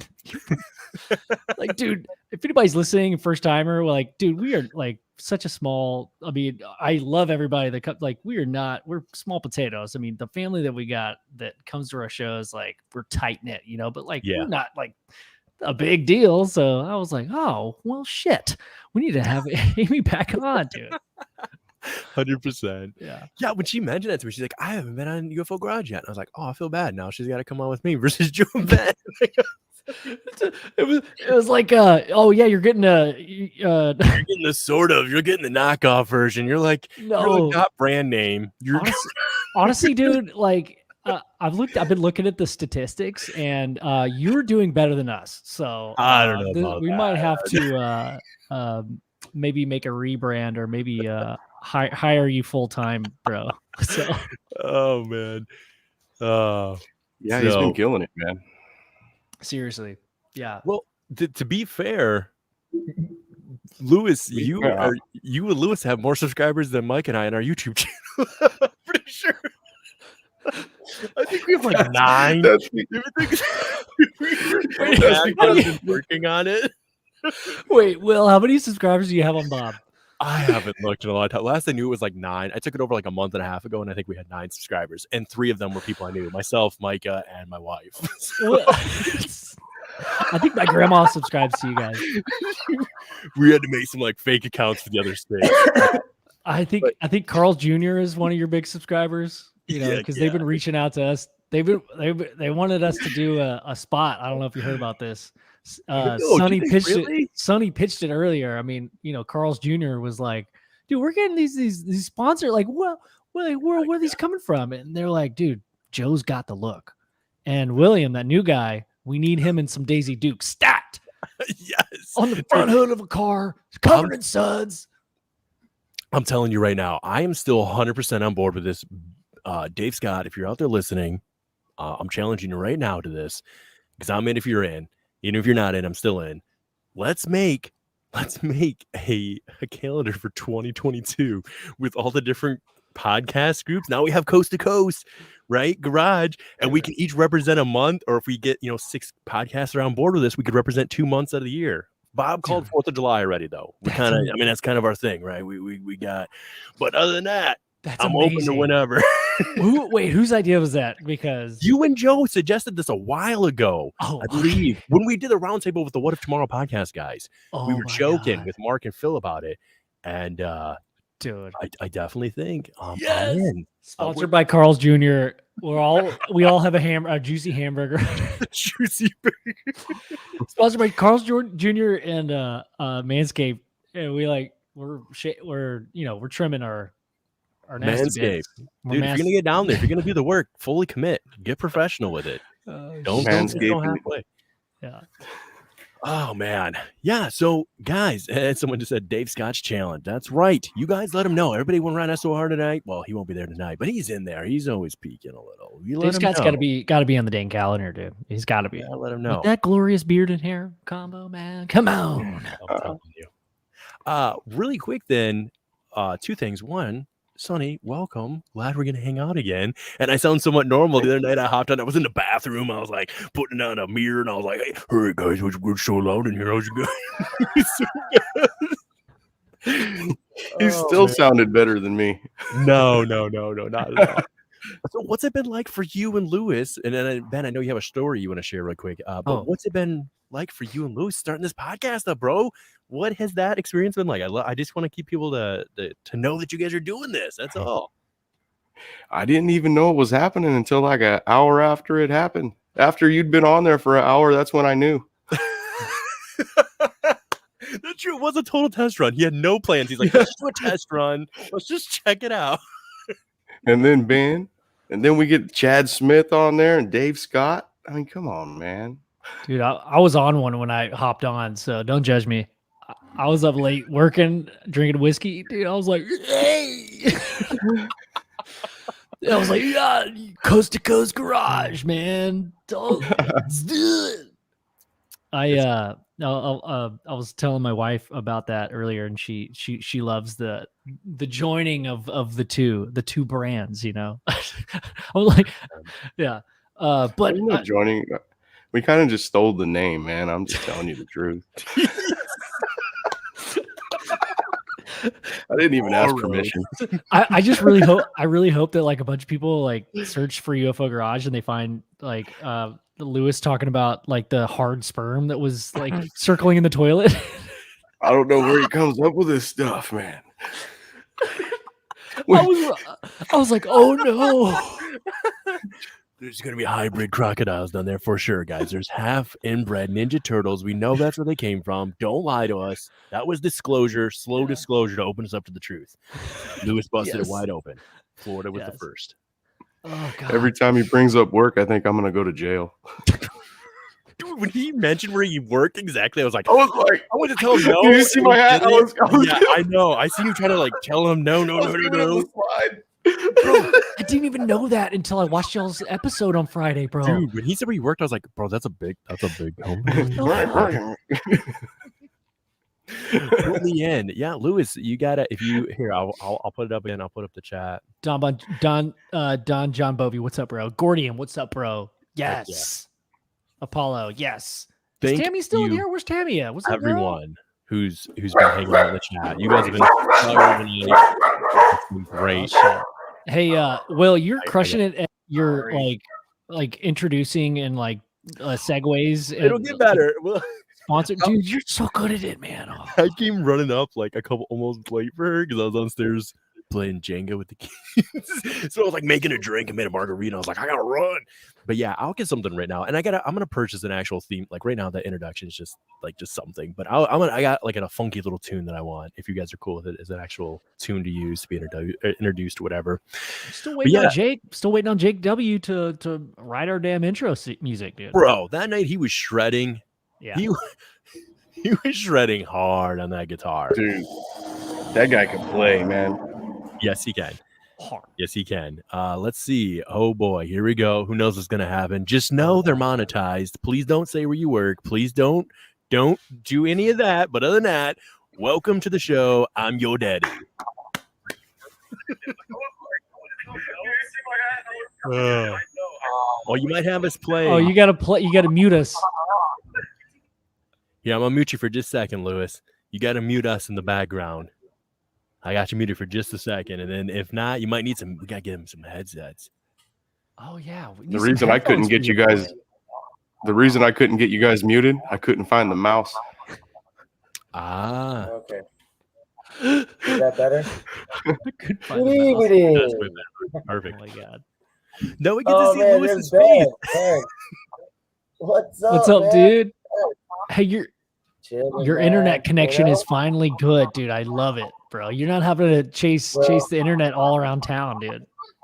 I actually got me a cord, that hooks up to my actual router, Yeah. Yes, No dude. more Wi-Fi.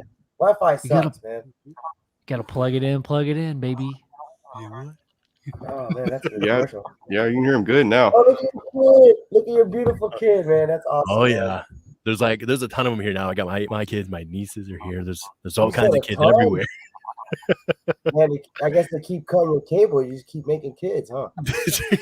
Keep us busy. That's for sure. Oh man. So what did you guys think of? Now, had you guys listened to Amy before? Had you listened to her podcast? I only seen her actually on like the chats. I never know like who she was. She's actually pretty smart, man. Like I Dude, think she's pretty awesome. cool. She's Yeah. awesome. She's got a really awesome story too, man. Like she's a I'm hearing some feedback. Yeah, me too. Do you have some headphones, Lewis? No, I don't. But I'll disconnect my mic to see if that's the problem. Is that better? Actually, yeah. Yeah. Oh, Okay. oh no, it's not.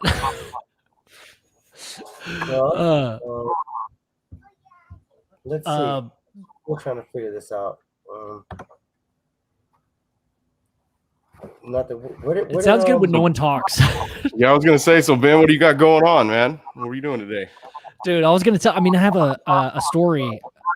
It's a pretty interesting. Sorry, the feedback is fucking me up. I know. Oh, hang on. I got you, Lewis. I'm gonna mute you for just a second, Lewis. That's definitely Lewis. I was gonna say Alien Girl, Amy, dude, she's awesome. She's been such a great, like, just person that's been a supporter of the show. We've been supportive of her show, like trying to, retweet her shows and everything. And man, I've listened to her show, and dude, she's got some amazing stories, man.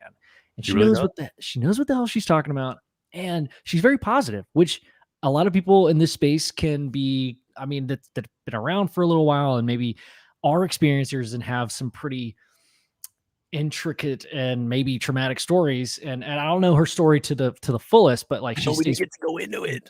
Yeah, I know, man. But she stays pretty positive, and that's what I really respect about her, man. If you can go through something like that, or see something, or even just have an experience like that and still stay positive, like that's what we need. And it's really hard to do. We've met so many experiencers that we try to have people on our show that are at a good place, and Amy is one of those people. Like she's definitely at a good place with it.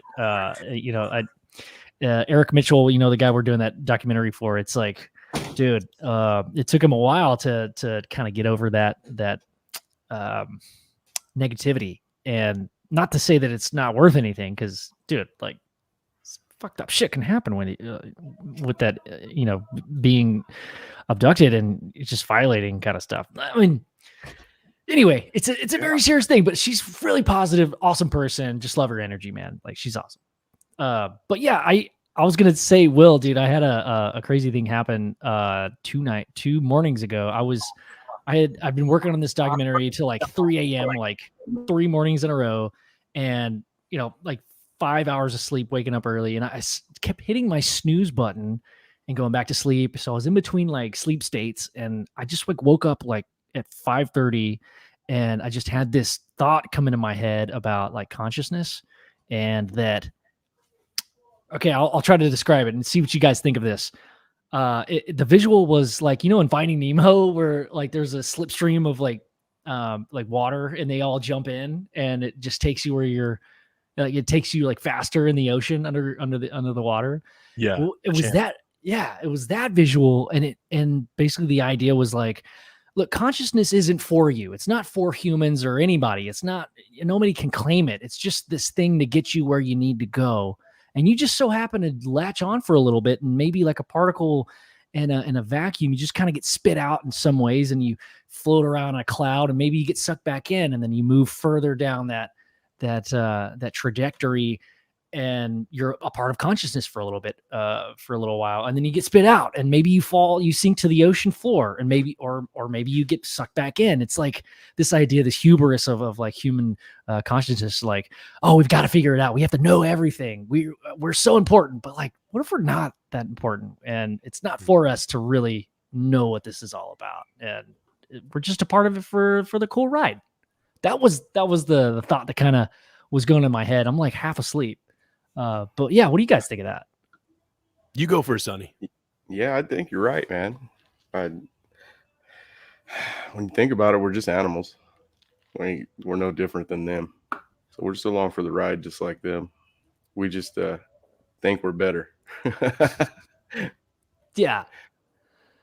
Like, oh, we're smart. We know we know what that thing is. That's the color blue, dude. Is it? Yeah, man. Is it the color blue though? Yeah. Yeah, I always wonder that too. The same color blue I see, is it the same color you see? Yeah. Maybe your blue's yellow. You just know that word. Yep. All right, let's see. I think we got Yo Daddy back. Let's see if we got him back here. All right. Yeah. Can you hear me better now? Oh, we could hear you fine. I think all that was happening is we were hearing, because you don't have any headsets, as it comes back through your microphone, picks up the audio and then like kind of like has this weird little, but it sounds a little better than what it did before. Okay. Yeah, that's cool. So, oh, you sound good too. Yeah, you do sound good. Ben, hey Ben, you're about to be a daddy, man. That's so cool, bro. Yeah, dude. Man, diapers are expensive. Oh man, don't get into the old school way of like washing the diapers. That's kind of sucks. Imagine back in the days, like people used to wash their diapers and put them back, and like that's kind of So you have a baby girl, right? Baby girl, yeah, bro, yeah, dude, we're stoked. Oh man, what's your name? Evelyn, Eve or Ev. I like Ev. Ev sounds cool. Heck yeah. I'm sorry. Did you say Evelyn? Yeah, Evelyn. That's my mother's name. What? No way. Yeah, my mother's name's Evelyn. Whoa, crazy, man. That's crazy, dude. Like, that's awesome, man. That's also Jess's grandmother's mom's name. Every Evelyn I've ever met, man, always has like a good heart, and they're very caring, and they're very emotional. So we'll see if that happens with your daughter. You know what I'm saying? But man, my mom, they look out for everybody, and they just my mom has a big heart, man. Like, that's my heart, man. That's my everything. If you don't like I see people that don't even get along with their mothers. That's to me like, I don't know. That's just something that you have to have around. Like your mom. Yeah, like, dude, that gave me chills, man. I love that. Yeah, that's awesome. Man. Evelyn, that's so cool, man. That's so tight, dude. I love that. What you sipping on, dude? A little bit of whiskey and some Dr. Pepper. Tell you what. 23 flavors. 23. I thought I was the only one that mixed whiskey and Dr. Pepper. It's so damn good. My uncle, he drinks whiskey with milk. Like a White Russian. Turtle? Oh, yeah. Yeah, kind of. I don't know, man. He gave me one. I was like, I don't want to drink this crap. You ruining the whiskey, man. Dude, it's like a White Russian, dude. Yeah. Kind of. More like a Boricua, Puerto Rican Russian, Boricua. So, hey, Will, man, this is cool, man. You had a good interview, man. That was really cool what you did, man. Yeah. She is very smart, man. Like she has so much knowledge. Like I love people like that. That's why I was listening. And she has a great vibe. Like if you guys go and listen to her channel and check her out, she's like her music, just you go in, bro. I didn't even get to go into it. We didn't get to cover, but like, I mean, she'll literally just be like, her guests will be in there and she's like, hey, I'll be right back. Just like peace out for a minute. She'll come back, she'll like open up the chat. She'll have random people that have never been on before come on and she'll be like, what are your thoughts? And she's sometimes just like down on some drinks. She's having a good time. There was one night she was having a really good time when Joe and Ben were on, bro. There was one point her eyes were just like hanging in barely. So you guys want to rag on me? Guess what I'm drinking? What do you got going tonight? Whiskey and milk. I got me a White Claw. White Claw. Ain't no laws when you're drinking them claws. Love that, bro. Oh, that's we rough. Party hard, dude. We party. Hey, where's Joe, man? Joe's in he's in Sedona talking with the damn spirits, man. Oh, did he take some peyote or something out there? Shit, I don't know, man. I haven't heard. Isn't that where you take the ayahuasca trips? what was that movie? Did you see the size of that chicken? Young Guns. Young Guns. That's a good movie, man. Hey, that's awesome, man. Yeah. Yeah, I don't know what he's hanging out. Man, it's his anniversary, and he's down there. It's like his favorite place, Sedona. So he's probably living it up, man. I didn't want to doesn't, bother him too much. So George I seen a Strait sings picture. about Sedona. George Strait, you know who George Strait is, right? uh-huh. Yeah, he Never sings about heard of. Sedona. I've always wanted to go there because of George Strait for some reason. Who is he? Yeah. Who is he? He said, really? I'm just kidding. The man literally had two platinum records every single year he was in the business. Unbelievable. That's the man. Ben for a second was like, wait a minute. We got. I was trying to be nice. I was like, okay. I was laughing because I kind of knew he was joking. I was hoping you were joking. Do you guys remember John Michael Montgomery? Yeah. Oh, Yeah. man. Oh, I had a CD. We had a cassette tape. He sings. See, I like country music. I love music. You know, me and Sonny were talking about we're gonna do an episode about music eventually. You know, so like music is awesome. You know, that's who we are. Like we became. You know, we came from like back in the days from Africa. You know, like with the drums and everything. Like music heals the soul, man. Don't you think so? Like if you have a bad day, you put a good music on. You know, put a good song on. It's gonna make you feel better. You know, at the same time, it can What's make the you song? feel bad too. You know? What's the song you go to like bring your spirits up? Like totally change the vibe. Blue Water. How does it go? You know what's up? It's George Strait, you know, and it makes me want to go to the beach, and you know, like I just, you know, that, you know, like if you get to like Blue October, that's different. That's more like emo, and like you want to like do some stupid stuff, you know, like, you know, there's different music. So what do you like to listen to? Dude, if we're talking about like bringing the mood up, I always try literally anything from James Brown. That's the music that brings my spirit up, or Chuck Berry, or really Zero Cool. It's Raining Men. It's Raining Men. It's Raining Men. Anything by ABBA, dude. Super Dancing Queen. Hey. So Sonny, what do you listen to before you go hunting? Yeah, I listen to everything, man. Probably you live in Cali, so you probably listen to like. I listen to country music, rap music, rock. I'm friends with. Well, I don't say that. Yeah, that's what I was asking. I was about to ask you that. Talk about that later.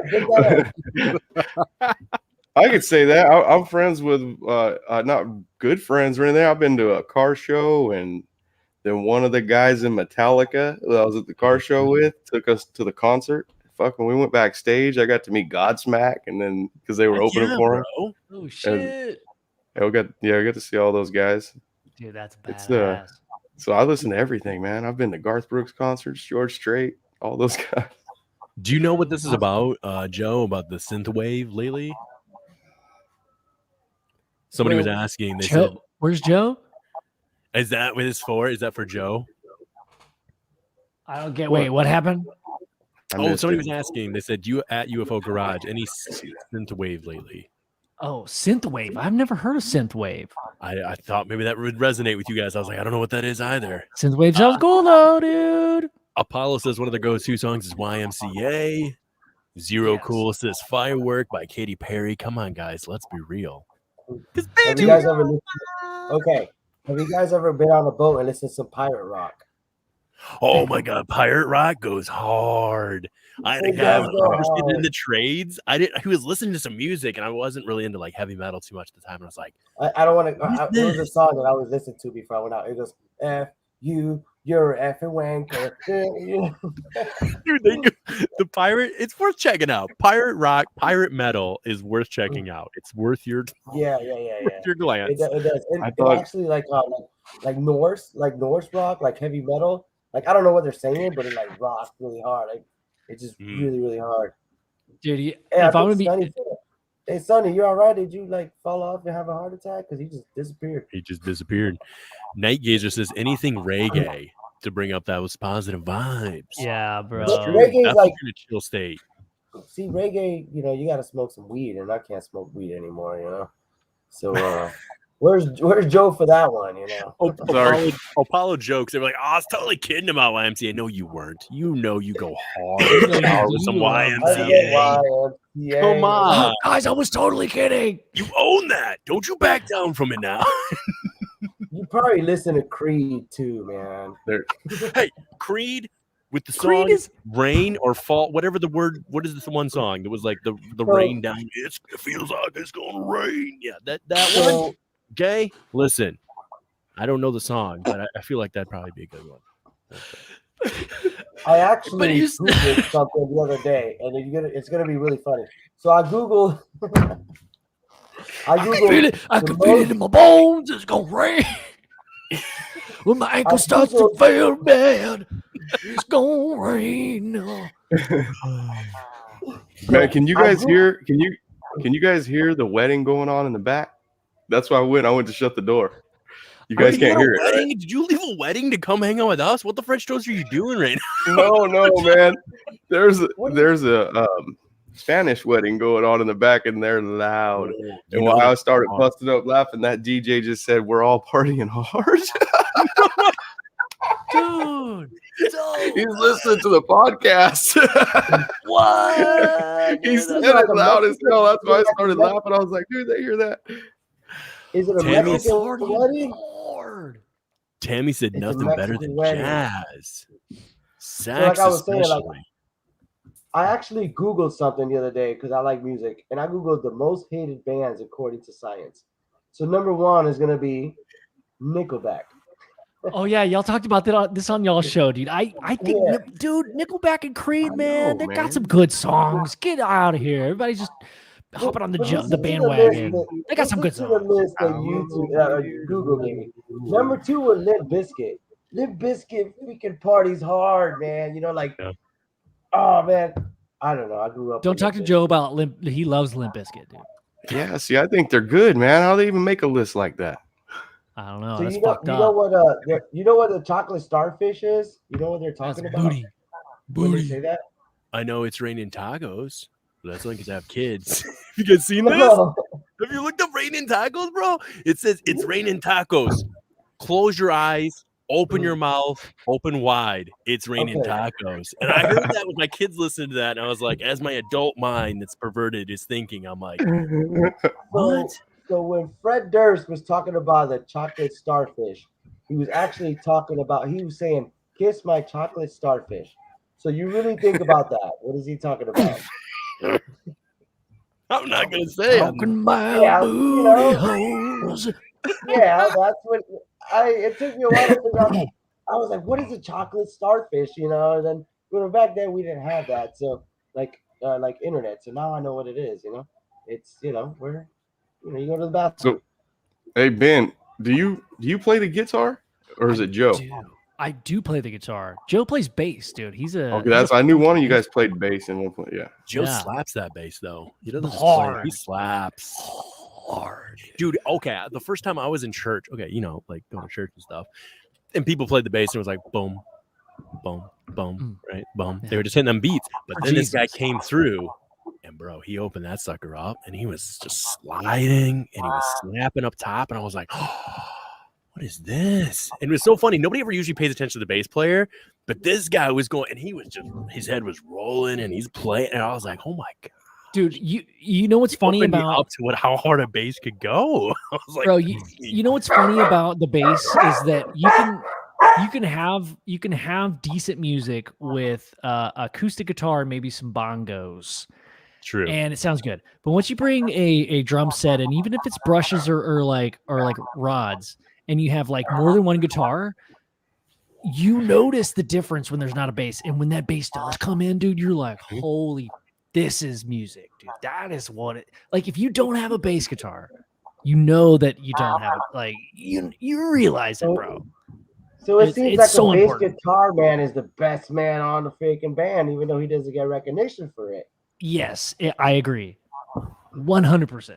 People used to come to our shows because Joe, dude, also because he's insane on stage and would do fucking backflips Like, No, dude, he would. You know what was Dude, up? And If then you're on a band and you're the guy with the with the maracas, you know. dude, that was Or the people used to come to our timbre, show just to see Joe play, dude. Like, yeah, that's why he was on our band T-shirts, dude. His face is on our you band. guys had your own Slash. Exactly, dude. Yeah. You guys got to get the UFO Garage freaking band going, man. Come on, Yeah, dude. well, as soon as Luis Jimenez decides to help us out with some rental space, he's kind of the band. He started this whole thing.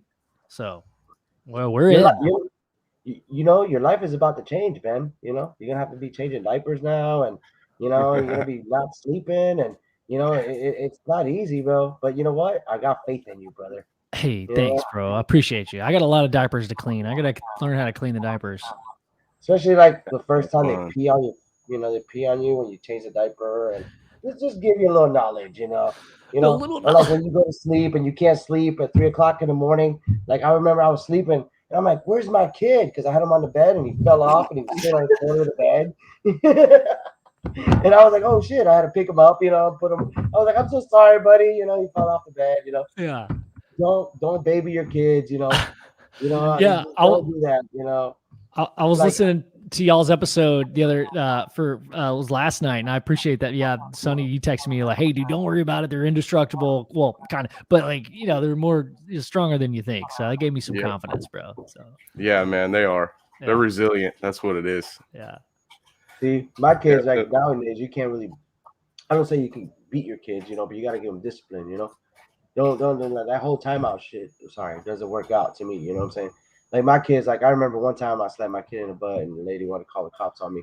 But so what I figured out was like I'll just like for real, I was like, you know, but you know, I just give them the eye, you know, like you know, I just like I used to just flick my kid in the back of the ear, you know, and they start crying like, oh, I'm like, oh my god, what happened to you?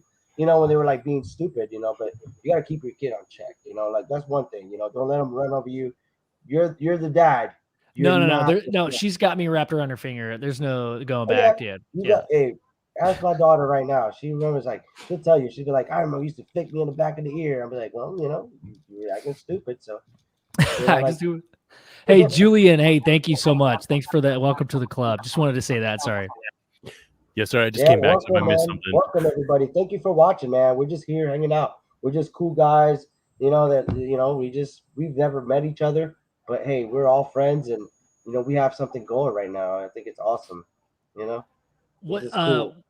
what I like is that everybody's got their own personal story and I don't know, William. So when you're there at you're up at Micah's place, right? So Yeah. dude, so what's have you guys ever had any weird experiences together that you could point to? Because I know that your show, Bob, guys, if you haven't listened to the Bob podcast, y'all should check it out.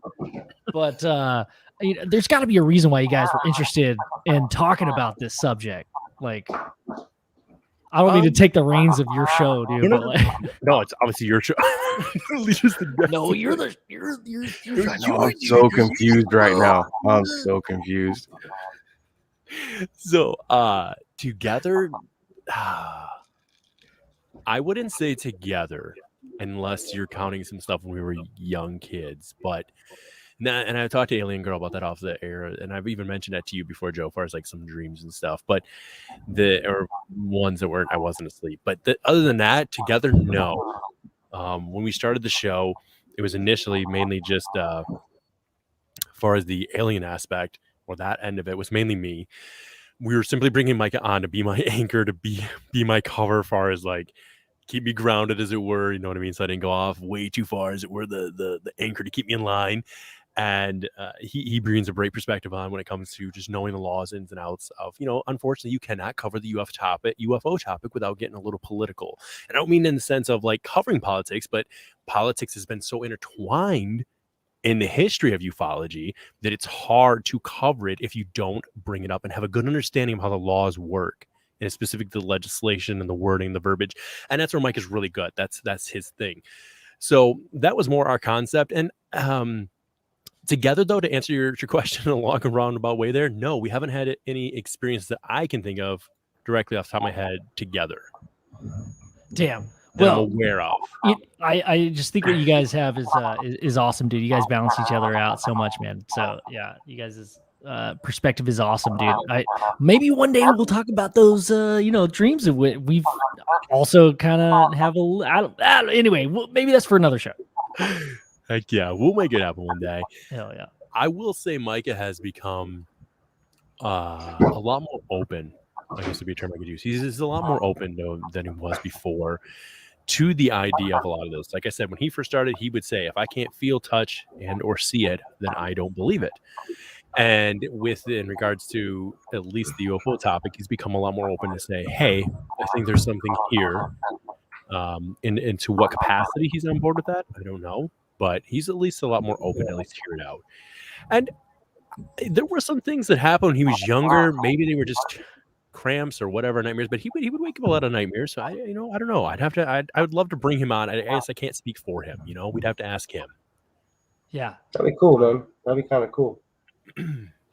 Hell yeah. Your beard is getting lustrous, man. I miss my beard. You should see Micah. So Micah does the podcast, right? His beard's always hid down here because this is his setup. But if he would lean back, dude, his beard is like, it's ridiculous how big it is. He's that's awesome. He's working, unfortunately. So we're out here for their oldest daughter's birthday. So that's why I'm here with this setup. Which shout out to Joe or Ben. This is Ben and Joe. Joe thought the beard's connecting. Right, that was all them. Hey, I was looking at your picture behind you earlier because, man, guys, I do a lot of stuff. I also have metal detectors, and me and my grandson metal detect. But I also like to look for stuff like Zorro's hideout. I found it, dude. It's only 2 hours from my house. I found it, yeah, and I can't get to it because the mountains are so close there. Zorro. Is Zorro man, a real person? Yeah, that's a real person. And behind you, on your Bob banner, that the guy with the hat on, right? That looks just like that's my guy. That it looks that drawing without the beard being that long. That's the drawing that they use for Billy the Kid. He uses that drawing, and then on the ear, it's got like a 6 drawn on the ear. That means gold nearby. That's a treasure mark. The ear is actually a old symbol from like Egypt, a Egyptian symbol that means gold. So who is Zorro? Like, since you actually got into shut that, up, French toast. You better shut up. Don't you dare. You guys want to hear the true story? What happened to him? Well, I mean, how he became. You guys know that? Like. No, that's what I want to know. All right, man. So him and his brother came to California. Zorro and his brother came to California. They were cowboys. In Mexico, they were cowboys. They came to California for the gold rush, and supposedly they did really, really, really well. Okay. Well, these white guys, I think. Damn, white boys. Yeah, it's a horrible story, but yeah, these guys, they decide to rob him, and they say that he was doing something wrong, so they're hanging him. And his brother comes out to stop them from hanging him, and they shot his brother and killed him. And then they raped his wife. 42 guys raped his wife, and then she died later on from her injuries. Jeez. And then he swore that he would hunt those guys down. And out of the 42, he killed 41 of them.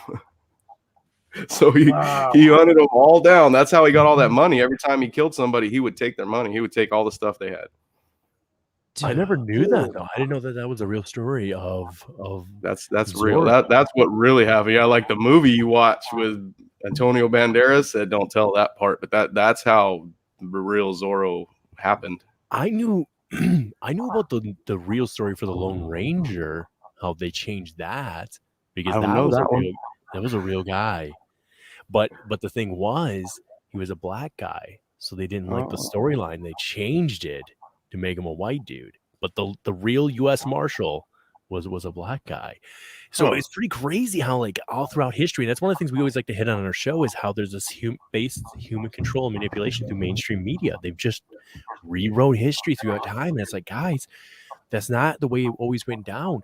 But what's hard to figure out is if there's not a paper trail, how do we determine this? You know, if it's you know, like in American Indian culture, the Native Americans, you have a lot of hand passed down, or, you know, tales that are passed down through just word of mouth. It's not anywhere you can look it up, and it might be accurate, but it's nowhere you can Google that. Come on, Google. Come on, are you kidding? That's what. Yeah, I actually have a book with all that stuff. One of these days, I'll break it out on the show or something. And I actually write this shit down, dude, as I come across it. And then I have names of just, yeah, it's crazy. Names that were in those gangs, guys that formed them afterwards. I just write stuff like that down because that's what you're looking for if you're looking. Story time. Something valuable, you know, something, anything, you know. Dude, that's awesome. I want to hear more of the story. That was it.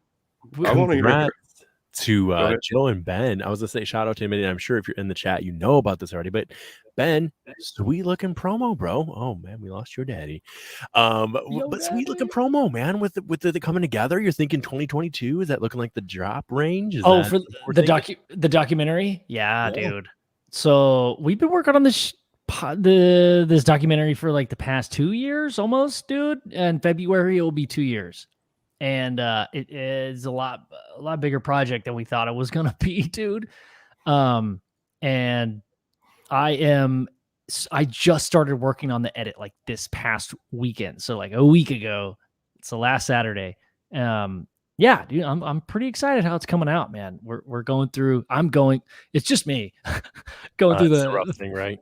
Yeah, it's pretty rough. But I'm bouncing ideas off of Joe. I'll send them a cut, and you know they'll say, "Hey, this is cool. Maybe let's change this or update that." So we have a really good back and forth.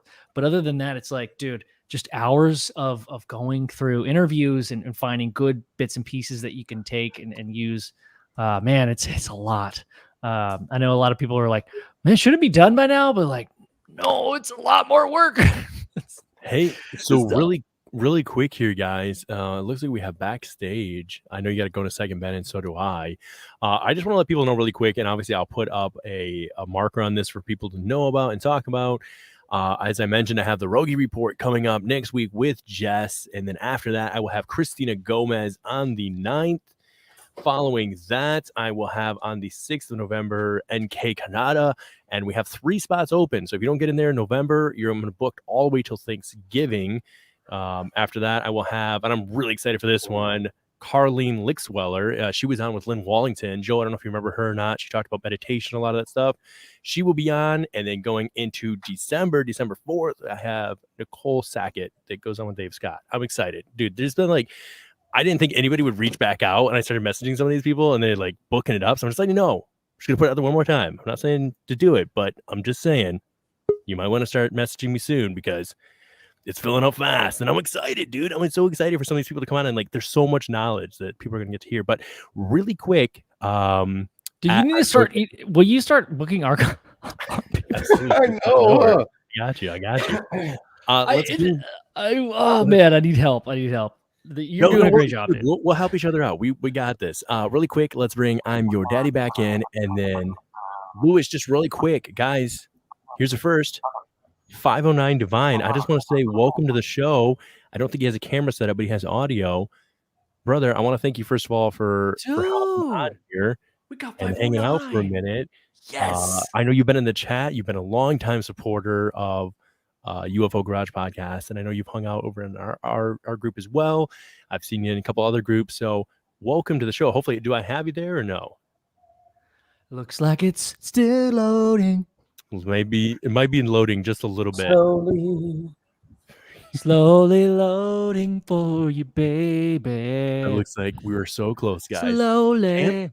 I know Terry. Hey Ben, did you catch Dave's show last night with all those people on it on the panel? No, I've been waiting to watch it, dude. I need to give it my full attention. Was it good? I was watching it last night, and I kept thinking, man, it looks so familiar. And then it finally clicked, dude. It's the Brady Bunch. I kept seeing that panel. I was thinking, why does that look so familiar? It was the Brady Bunch. He had so many people on there. Yes, dude, it was that many people on there. I was like, for real? That's awesome. I love that. The Brady Bunch. The Brady Bunch. That's awesome, dude. Well, it looks like we were close to having 509. Maybe we don't have them. Damn it! I've been trying to Sorry, get guys. 509. Well, Let me remove them. 509, go on leave if you can hear us, and then try to jump back in. Are you there? Am I still making crazy noises with my microphone or no?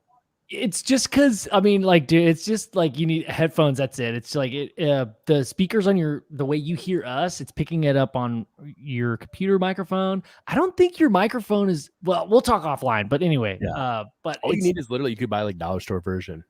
yeah, or like Oh, yeah, earpods or bro. whatever. It'll clean you guys right up. I Sonny, promise. Sonny doesn't have a microphone, doesn't have headphones, so there's something wrong with my computer probably. Yeah, but I've got a speaker hooked up through a headphone cable, so it's working the same. See, it's I'm a smart guy. Boy, you Damn. shut me down real quick. You've been You're watching smart. those videos I sent you there, son. You're Shots smart.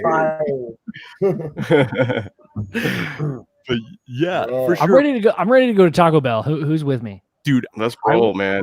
I'll fly you by. All right, I'll pick you up. What do y'all want? Yeah, I'll man. get you something. If I eat Taco Bell, I'll poop my pants out, man. I know I'm picking up something for Dave Scott because I know he loves Taco Bell. dude, So I was gonna ask Dave off the air, but I would totally want to do an introduction when I have You guys, that's probably like grade F meat, man. Like it's just not good meat. Like you know, like it's good. I forgot we got a real Mexican on here. He ain't gonna like them tacos, guys.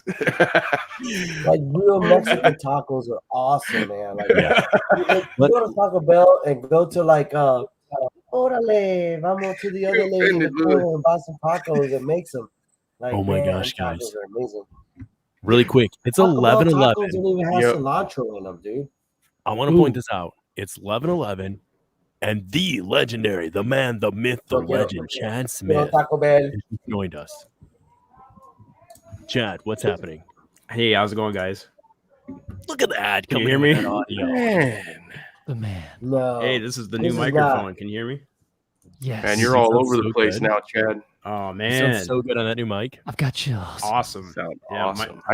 Microphone today, camera tomorrow. Yes. I'm So very, excited. I'm very aroused. Where's the Chadster, man?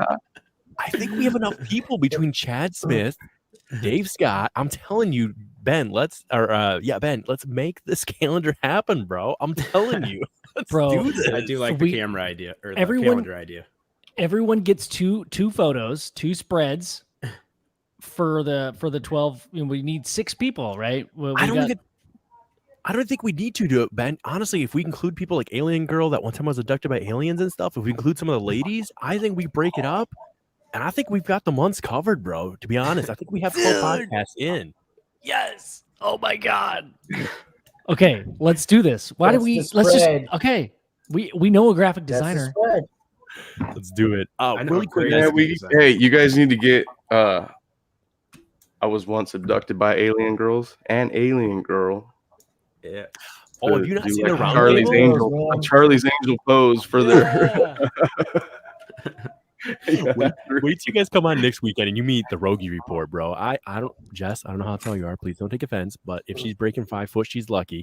But bro, she's like a spitfire, dude. I felt so bad. She was on her show and the mic was like, Hey, I Ben, think she I was sitting in totally the booster forgot. What seat. is the guy that you guys have been asking? What is the guy's name that you guys have been asking to get on? You guys were like carrying on the other day. What's his name? Richie, Richie. Yeah. Richie John We should Ball. start a page. Where the F is Richie? On the UFO Guys, Garage. real quick, I'm gonna try. 509 jumped on here again. 509, if we got you, brother, Here we are you able go. to hear us? Come on, Come on, 509. Chad. Come on, Come boy. on, Chad. Radio Oh, I see Garage. the circle symbol. 509. You got it. Someone, Apollo's asking, where is Dave Scott? You know, honestly, Where is Dave Scott? Dave, really, the audacity. He's We probably sit in here- Mars right now, picking up some like rocks or something, to bring I'm back. not a- or, You should just forward him that. no, that actually, link. Dave, I'm already on it. I'm you know already what I on love about Dave Scott? What he does with the whole experiment thing, like he puts stuff. That's why I asked him yesterday. Like he puts stuff out, like in the middle of the woods, just to mess with freaking Bigfoot. Like that takes some big balls. You know what I'm saying? Like, come on, man. Like, really, like he's like, hey, man, I'm gonna put a ball here and let's see if you mess with it. And he actually comes back and the ball's not there. Like that's so cool that Dave Scott does that. He's like doing experimental work. Hell yeah, See, we have dude. SWAT He's in the down field. here. He's in the field. Yes, He's in the, that's he's a a, good he, word. yeah. Come on, 509. You're Keep gonna get it. trying. This Fire, time. field's good. You're gonna get it. I was trying so hard. Hard. How's that whiskey, Ben? No, Zero Cool. His show doesn't start till midnight, and he's Monday through Friday. Lynn Wallington, the Witch of the Night, is running the weekends for him. So that's kind of what I'm pre-gaming. And then you got Sonny and Lewis with Coast to Coast Garage are pre-gaming for Dave Scott on Friday nights. But other than that, and then you got Joe and Ben are pre-gaming Thirsty Thursdays leading up for Dave. So Dave gets some representation over here for sure. We definitely try our best to get him out there. And Hey, Dave's man, great. and you got you going, man. You got You know- you on Saturday and the weekends. You know what my favorite thing when I'm watching Dave's show, my favorite thing, Dave don't like it, but it's so entertaining for me. When someone types him something and pisses him off and leaves the chat room, Oh, he can't stand that. they He say hates something totally off the wall, stupid too. And I could just see the look in his face, and I'm like, oh, I can't wait till commercial. Yeah, he doesn't like loose He's ends. gonna He let wants him to be have able to yell at him while they're still there. When I was Yeah. working nights, I used to listen to him all the time. But now I go to sleep early because I'm Easter time. You know, it's probably like 5 o'clock in the afternoon over there with you, Sonny. You know, well, it's late here. You know, it's like I go to sleep early, man. You know, I'm an old man. You know, like so I miss working nights because I used Oh to, my gosh, you you know, Yeah, I don't Dave Scott, even want to man. tell You you what know, time it is. You guys are mad at me. He I come just in. want to note it at 11:16 p.m. Eastern Central Standard Time. I am Real Chad Smith. what time is it here? Oh, Do The come man, on. the myth, Go the on, man. legend, Dave the real Scott. Chad Smith. The legend. This is amazing, Mr. Yes, That is- and Dave the Scott. crowd applauds. That is Dave Scott. There's nobody like him. Look. What look is at that- up, that boys? majestic What hair. is up, boys? Dave just loves getting paged right when he's trying to enjoy his food before the show. Yeah, No, you know what? I've been putting clothes away because my partner and I we have just bought a brand new bedroom suite.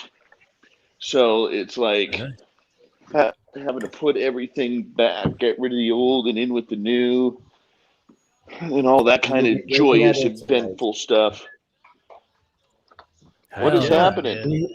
Going You're on, just man? breaking that in tonight. I'll tell you that.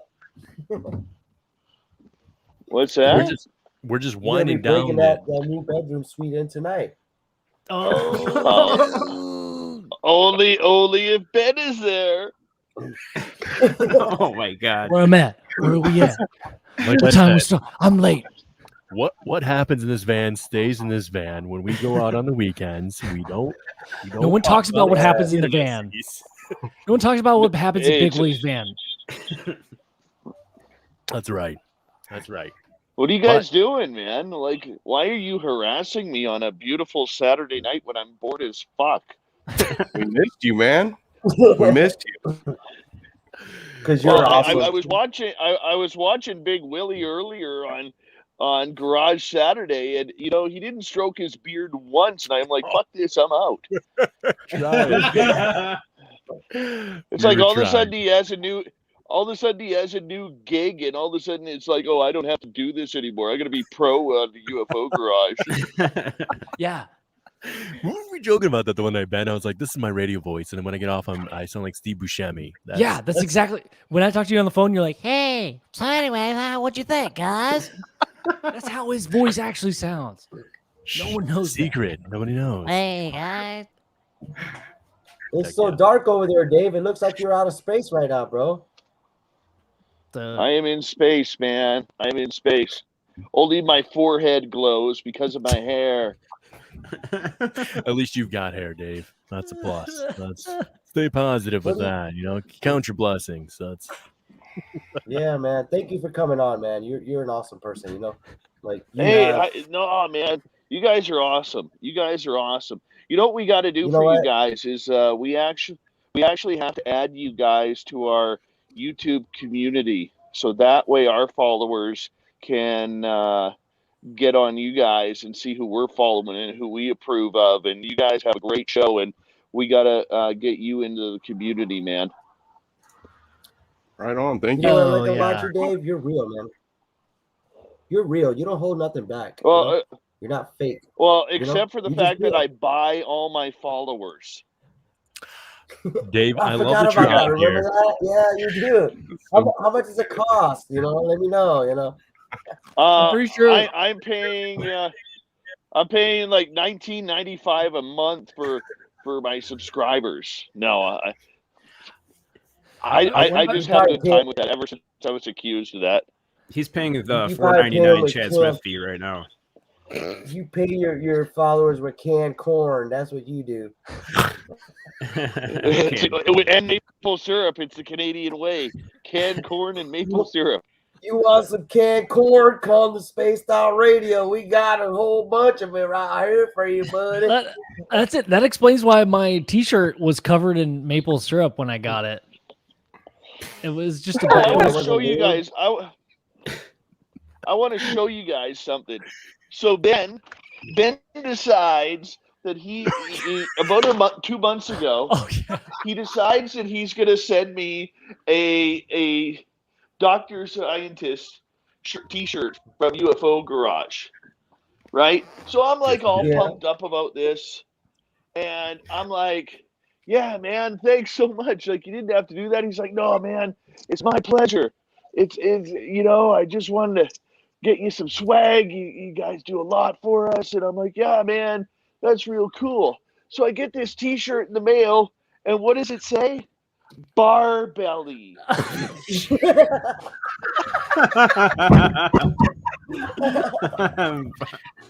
Oh, man. So I'm like laughing at this bar belly here.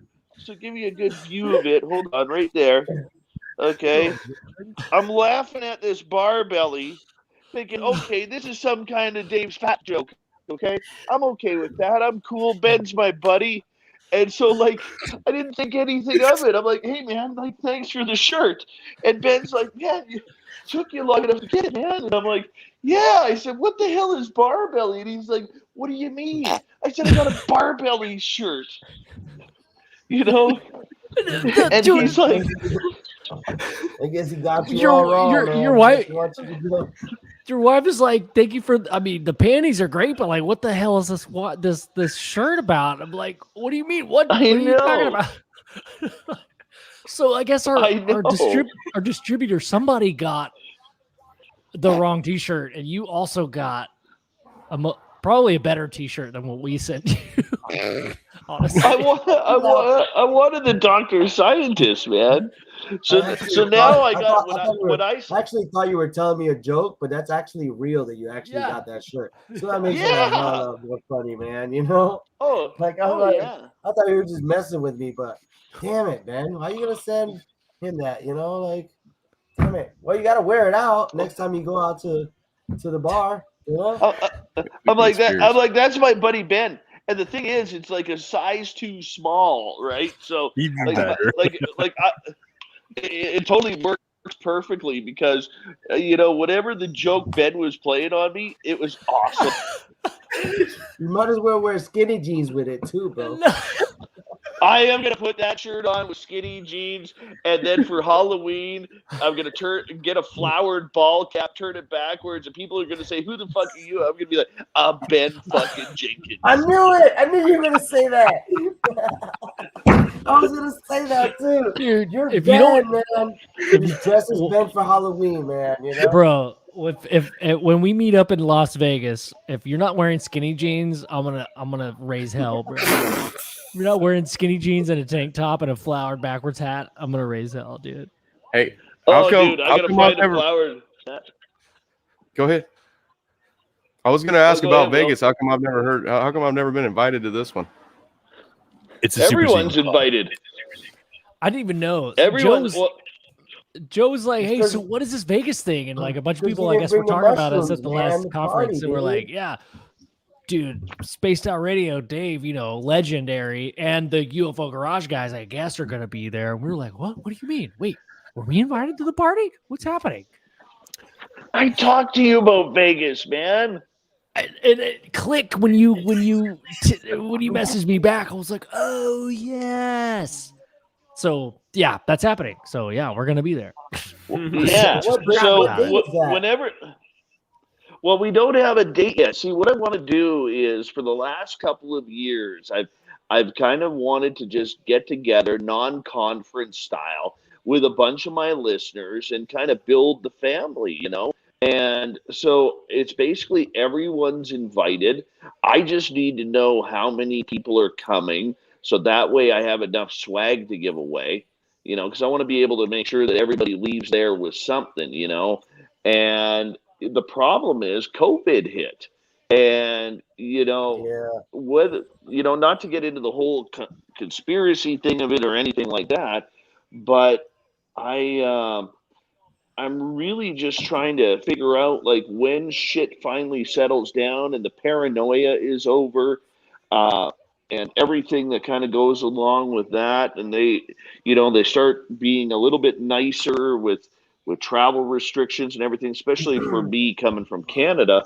I want to make sure that we give our listeners a couple months notice and say, okay, this is the date. This is your time when you're supposed to be here, and this is where we're going to be, and we're going to party on the Friday night, and then we're going to party on the Saturday night, Party hard. and I'm going to bring in some friends, and I've got I've got some former guests who want to come to Vegas. I got a couple of my radio stations that we broadcast on. The owners want to come join us, and it's all for the fans and just hanging out. Like we'll do some dinners and we'll do some partying, and then during the day people can do what they want, Yes. and it's going to be real chill, real relaxed, have a few drinks and just kind of hang out together for the weekend. And some people will be leaving on Sunday, some will be leaving on Monday. I plan on leaving on the Monday so I could get 3 good days of hanging out with our SOR listeners, and if you guys are all there, I want to hang out with you boys and Bro, just I'm gonna just bring the be, biggest. I'm gonna bring the biggest bottle of wine, Dave, and I'm gonna put 6 straws in it, and all of us get 1 straw, and then Keep us posted. Yeah, We man. want to know, man. and then- We want to know in advance so we can all start saving our money, so that way you can come, man. Yeah. I would love to do that, Like I would love to meet Yeah, Dave Scott.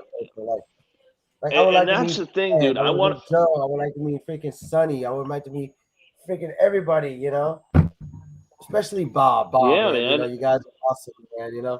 I want to meet everybody. Yeah. So that's So kind of what set we it up. want to do, man. That's exactly it. But I mean, I got to give my listeners a few months. Like let's face it, there's going to be people who have money saved up right now to go. There's going to be people who say, Dave, I need a few months, to save up. Right now, I'm thinking it's probably going to end up being in spring because I mean, let's face it, we're all going into fall and winter, and that's when any type of disease gets worse is during this time, and then come spring when it starts heating up, that's when things get better, right? So, and then I mean, I hate to say this, but we're only 8 weeks away from Christmas. People, if I go and hold the party in October or November, people are going to be like, dude, like I gotta save money for Christmas, man. And then you can't do it in January or February because people are still paying off their Christmas debt. So your next available time would be April or May, right? So that's kind of where we're aiming. Dave, what if we did so if we did a premiere of the documentary in Vegas at the SOR fan zone. I don't even know, but we got it, dude. That would be awesome, bro. So guys, I do have to ask 2 questions for Dave. Oh, sorry, Dave. Go ahead and answer, Ben. Sorry about that. Yeah, let's set something up, man. Let's talk about it. Yeah, I mean, like you know what? Like we're building, and Ben and I were talking about this the other day. We're building a real good foundation of a community here. You know what I'm saying? Like my listeners are listening to you guys. Your listeners are listening to us, and they know that they're going to be treated well. They're going to, there's not going to be any shit in the chat rooms. There's not going to be anything kind of going on, and you know, it's building a real this natural family has started to build, and it's so cool to watch, you know, because it's hard in this community. I mean, it's hard to find friends. It's hard to find people that you could trust, and hard to find people who are all on the same page that just want to have fun covering these topics. And you know, so that's why I'm like real passionate about you know, if you guys want to hook up, let's do it, man, because like we're all one. You know what I'm saying? Yeah, you're right. Yes. And that's why we're here, man. But you know what though? You say it's hard to find people, but we have each other, man, and that's what we have, and we have to stick together, you know, as a community. I'm And gonna I'm hug glad, the man. fuck out of you, man. Hug the fuck out of you. Like Dave, like bro, you're like to me, you're like a freaking role model. You're like a hero to me. Like you mean so much to me. Like when I was Oh, working night, listen to you all the time. I don't listen to you anymore because I go to bed early. But man, keep doing what you're doing, man. Like you're freaking amazing. Keep spreading the word, you know. And I'm Dave it's Scott. gonna be Thanks, cool, brother. man. We're gonna meet up someday, you know. And I'm gonna give you a big ass hug next time I see you. Through this COVID, man. You know, this thing it took a lot of things out of our lives. You know what I'm saying? And you know, just stay safe. You know, that's all we can do. yeah. I know. mean, and that's what we're gonna do. We're gonna bring it all together, man. Probably spring, April, maybe early May, and just have a good time, you know. Because here's the thing that I've learned over the last few weeks, dudes, is, and I did a blog on this. It's on my YouTube page. But you know, all of us are caught in the middle. And if you don't understand what I mean by caught in the middle, you got like separate ufology in three sections. You got this section here that is like the young guns who are into all the heavy duty, you know, UFO stuff, and they're all into you know, breaking news and trying to. They're just weird. Okay.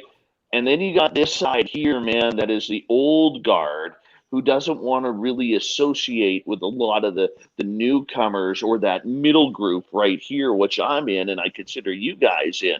Okay. And that middle group doesn't get invited to conferences because young guns, they're fresh faces, and the old guard is what brings in the people for money. So us middle people, we don't get invited to conferences. We don't get invited on different shows. We don't get a lot of that stuff, right? And so there's a lot of people in our shoes right now that are just sitting out there, you know, flailing, trying to build an audience, trying to have fun with what they're doing, and it's sad. So that's why I just said, you know what, screw it. Let's just bring the SOR family over, and let's just have a party and have fun. Man, it's gonna be a blast. Party hard. I almost feel guilty because like what is it? The UFO Con 2022. That's in Frisco. That's like maybe 3.5 hours away. And Vegas for me is only 5.5 hours away. Only. That's from here to Dallas, I will man. I will be at UFO Con 2022. Right on. Yeah. I plan on going to that. I'm gonna have to take a UFO over there. Is Lorian doing it in San Francisco again? Mm-hmm. She's just trying to find an event that isn't going all California. Oh shit! All right, well, I gotta hit her up. She's hoping. I want to go. I want to go. Oh, No, you're dudes. You and Joe will be there. I can guarantee that. Dude, I'm yeah. gonna save Well, my money because I want to go there. Yeah. That's where we met you, Dave. So special place. I know. But she has to find out from the hotel how many people that she could have at a conference room, right? So if they're only allowing like 50 people or under, there's no point in doing the conference, right? Right. Yeah. So she might have to look for everybody stay at that hotel, but look for a private event or a private room close by that's going to allow 100, 150, 200 people. Yeah, like confirmed, like we're gonna stay here for so and so nights. Yeah, it's tough. I can't. But Lorian was telling me like how like difficult it was to put on an event like with the hotel and stuff. Like, that's too much stress. I could not deal with that shit, dude. Oh my god. Like imagine like putting a conference together is fun. It sounds like a lot of stress, dude. It is because putting the conference together is easy. What's hard is if you don't have the money to fund it and you're waiting for that gate money to come in, and if that gate money doesn't come in, you're screwed, right? And that's the big issue with it, is you're screwed if the money doesn't come in. So yeah, I mean that's really what it comes down to. Like liable for it. What if we just Yeah. post it up at the Hard Rock and I don't know, just party for 48 hours straight? Like could they stop about us? A Walmart parking lot. I thought we just go to Walmart parking lot and hang out, Really quick, I have 3 things I have to do, gentlemen, since we got the legendary Dave Scott on here. Number 1, first of all, Dave, I'd like to ask you, are you okay with me promoting the idea that you are 100% buying and selling your fans and listening base with Taco Bell coupons? Because I'd like to tell people that's what's going on, and I'm waiting on you to cash in my Taco Bell coupons. I'd like to tell people about that if they like to subscribe. And it's weird because the coupons you keep giving me are the same ones on the app, so I want to bring that up. And then also, on top of that, I want to bring up the fact that this calendar, and I truly believe that we have a calendar with enough people in here to do this with the podcast, with the ladies included. We each pick a month. I'm telling you, we can have a calendar ready for people at the Dave Scott conference. So really quick, those 2 things, let me hear your point of view on those. And then I'd like to introduce Divine 509 Pines if we can, gentlemen. But Dave, thoughts on the UFO? Well, I prefer the can. I prefer the canned corn. That seemed a little bit more professional. Is it creamy corn or is it just the canned corn? Oh no! Well, you got your choice: niblets or creamy, man. Either way, it's coming out looking the same. So true. No, but do you even know the? Well, do you even know the story behind the whole "we buy followers"? Not intimately, only what you have referenced that on your show. I don't know who. Okay. I don't know exactly, but I do know I'm familiar with the story and what you've dealt with. Okay. So there was a guy who used to be very close to me. And then back in March, when we were doing a roundtable right before March 1st, so February 28th or something like that, I guess we had a guest in the chat room that didn't get along with this guy and made a threat to him that if he ever crossed the Canadian border, this guy would knock his teeth out. Okay, well, the first part is the guy wears false teeth, so that is kind of funny. But no, I don't take the threats I don't take the threats in my chat room from anybody. The problem was I didn't see the threat. Okay, and I didn't see it, and I apologized to the guy. I said, look, that'll never happen again in my chat room. I'm going to add more moderators, and that is, I felt horrible, because it's a friend of mine. Well, the next 2 nights on his show, he decides to spend 2+ hours each night ripping me an absolute new asshole. And you guys blocked me on considered friends at one point, and you didn't say anything, right? No, I didn't say anything. Sorry, I'm just grabbing my charger here. I didn't say anything, and so all of a sudden my apology was fake. Our friendship was fake. I'm a liar about all of my experiences that I've had, and then anyways, so over time, as his attacks continue on me, and I don't say anything about him, he's a damn good host. He's a damn good host. Why am I going to shit on him? Right?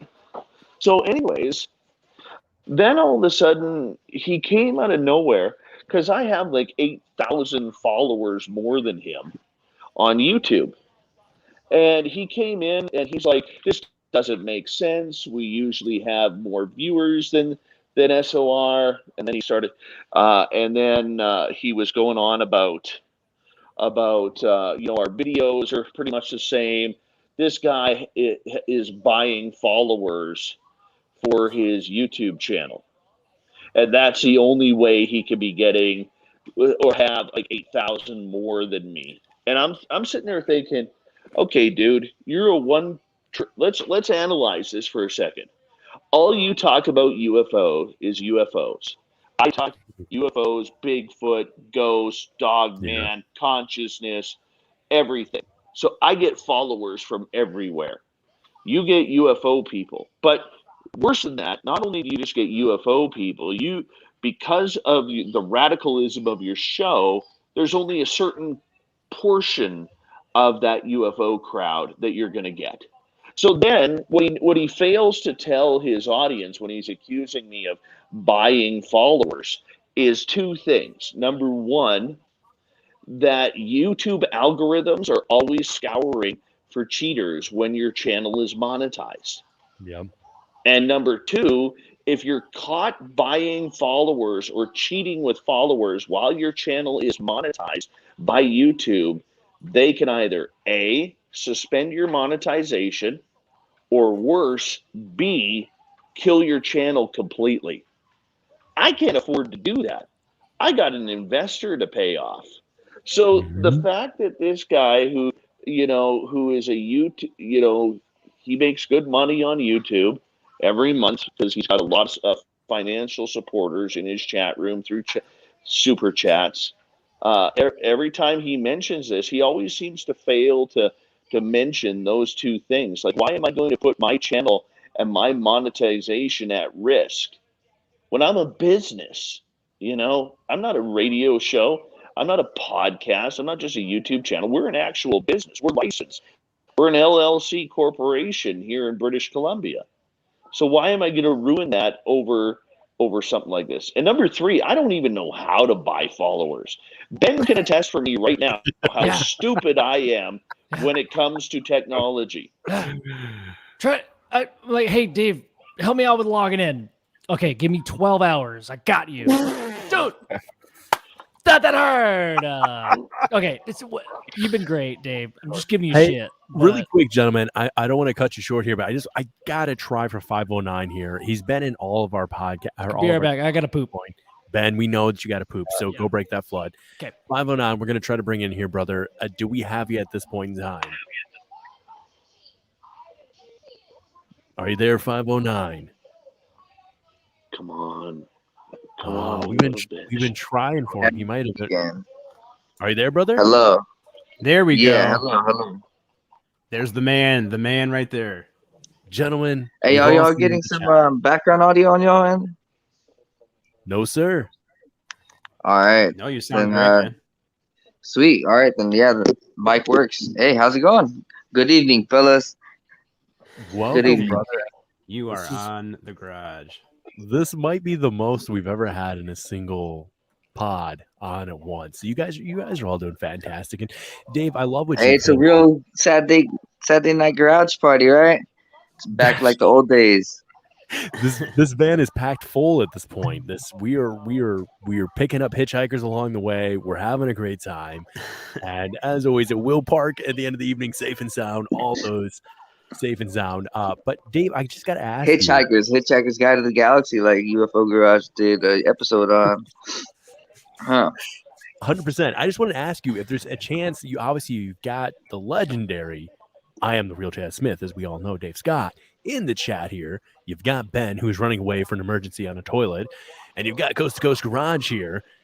And you've hung out with all these guys. You've chatted with them, via communication and writing it out. But has there ever been a question you wanted to ask any one of these gentlemen with the chance here? I know my first time getting on Hop On and having a chance, I was pretty excited. So I'd love to open up the floor for you to at least ask any of these gentlemen a question.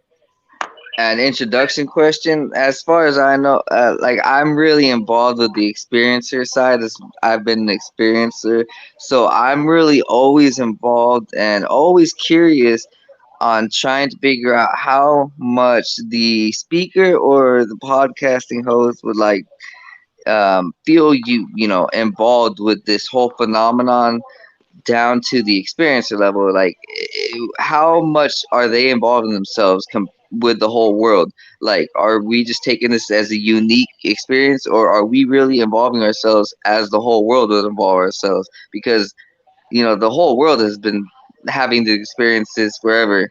We're not alone. So are we really appreciating it on that value? And that's mainly that's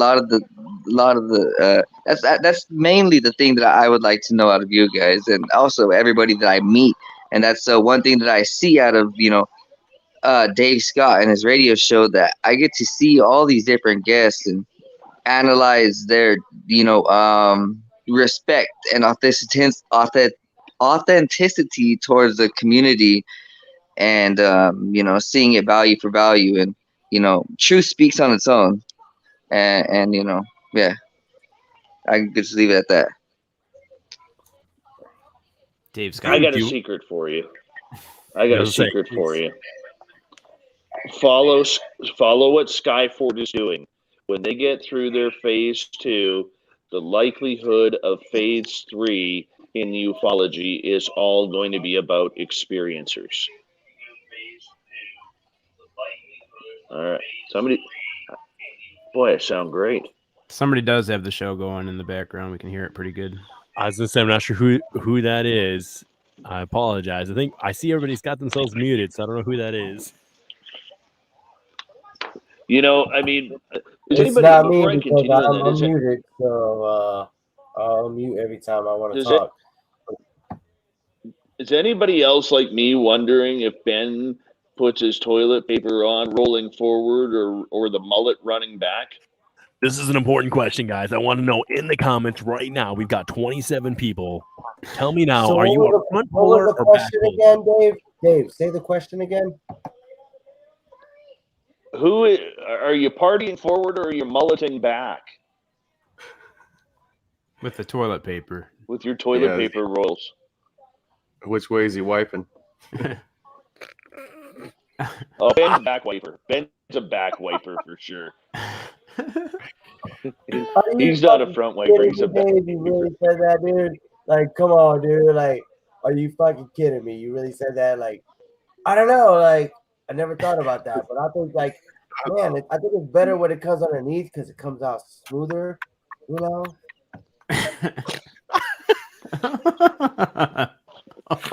Wait, dude. I don't know if you heard me talking before. I just like talking smack.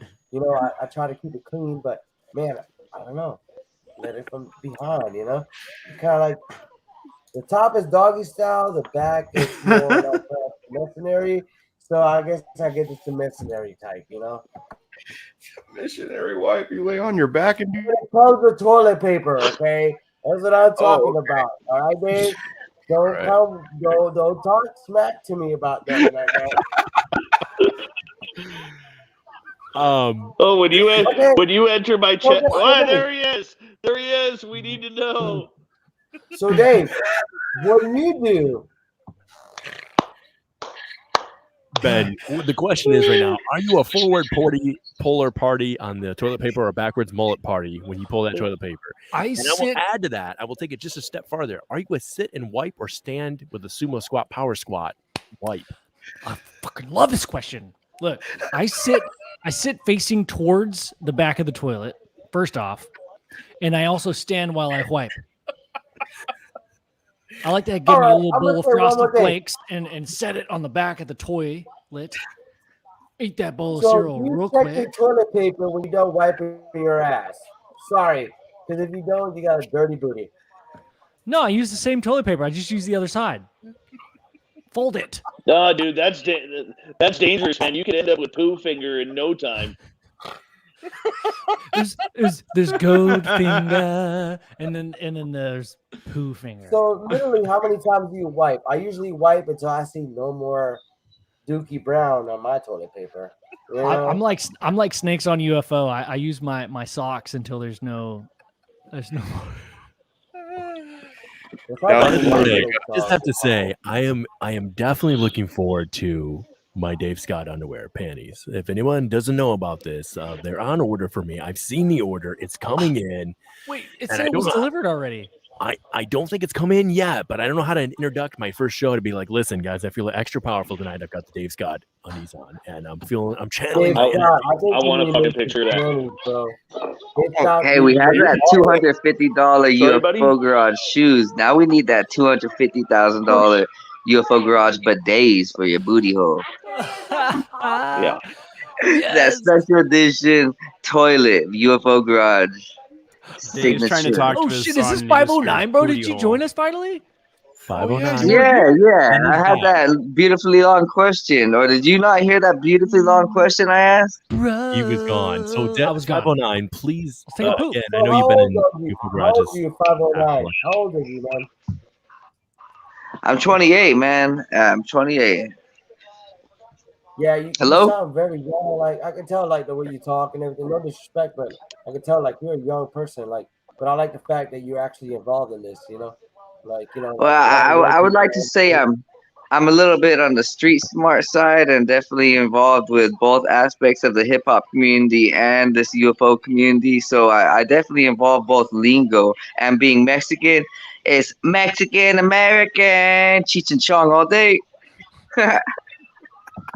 Hey, Well, coast I to coast. understand. You know, I'm 44 years old right now, and I used to do that back in the days. I'm not proud of what I used to do back in the days. You know, but you know, like I know about the whole street life. You know, but I don't do that anymore. You know, like Colby. I'm a different Oh my person now. God. I mean, the West Coast, the newer West Coast street life is a bit different than the older West Coast street life. See, the older West Coast street life, y'all had like NWA. We just got a lot of J's and weed and sports to watch on, you know.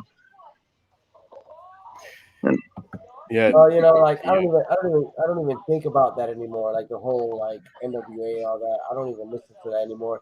I'm more like focused about like life, you know, and being there for myself. Yeah, definitely. You know, the enlightenment process is definitely, you know, took me away from all that street life, that real hardcore stuff, and I was thankfully enough to experience the things that I've experienced to go ahead and pull myself out of that darkness, you know, this fog of war that we're experiencing on a consciousness scale, you know, this whole fog of war that we're in across Earth.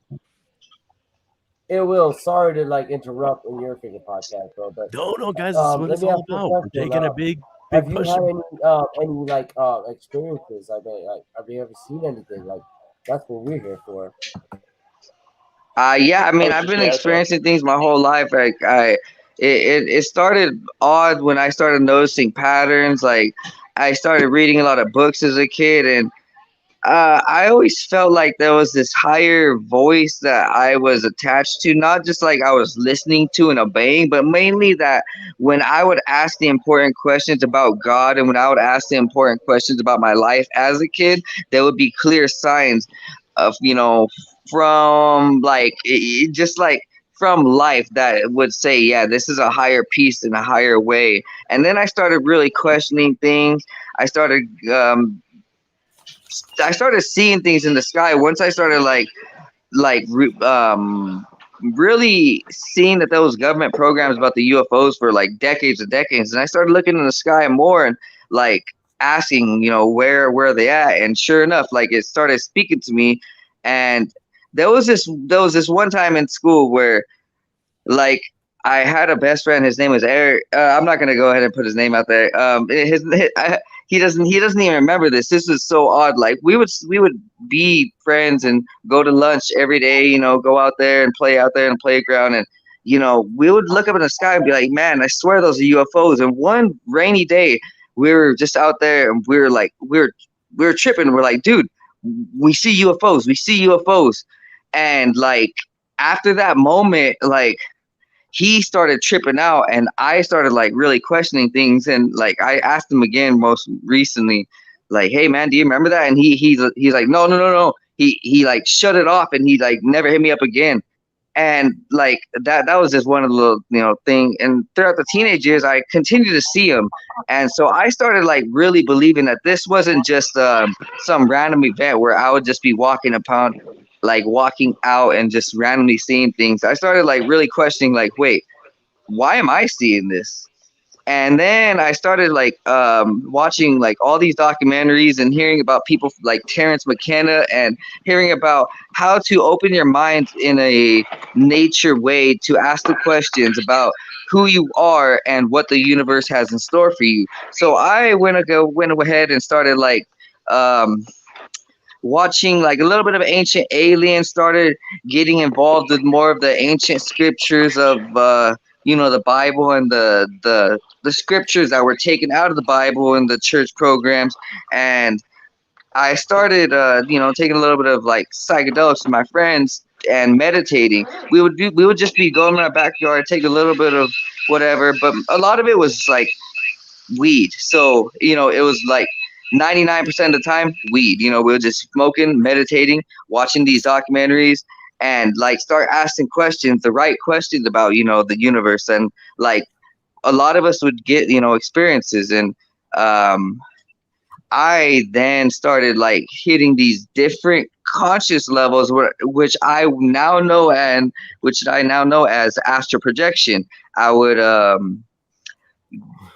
definitely like see myself at a certain point in the meditation go from my mind to a clearer, vibrant dimension. Like after maybe 15-30 minutes, whenever my meditative state went up, I definitely started seeing these different visions. It was just those dozens, and it started changing my life. Like it made me from this like careless, reckless kind of kid to really thinking like, well, I think a lot of what America is going through is being hidden from us, and a lot of what America is going through is being purposely done. And a lot of these meditation states were answering those questions. Like it started telling me about like like the MK Ultra process, and like how a lot of people in the community think that the MK Ultra process is a lot of demonic, or not, like a lot of possession from higher entity or lower entity evil spirits.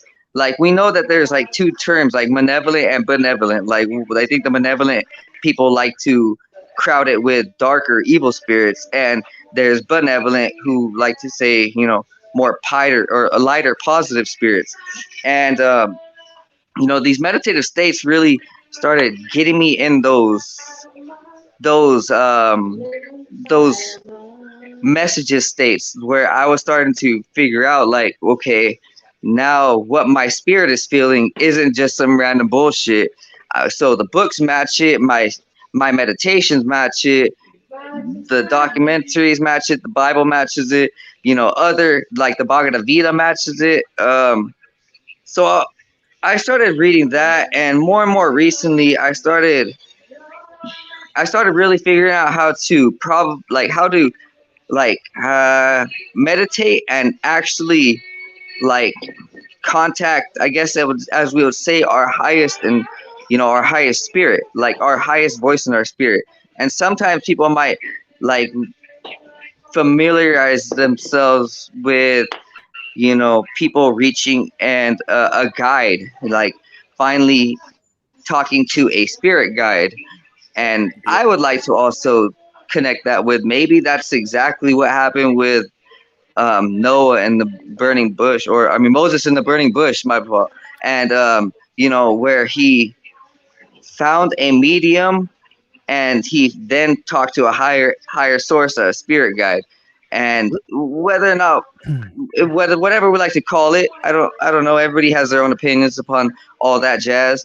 All I know is that there's these dimensions, and there's a lot of manipulation going from what we like to know as Big Brother to go ahead and throw us off balance. And currently, in the last 2 years, I've been cycling this whole reality and figuring out these negative and positive energy states and Really ways quick, of life that are controlling us. And I like, see, a lot of times you can see me in the chat promoting organic food and different things, and that's where I'm at right now. I've been starting a podcast this last couple weeks, just a starter.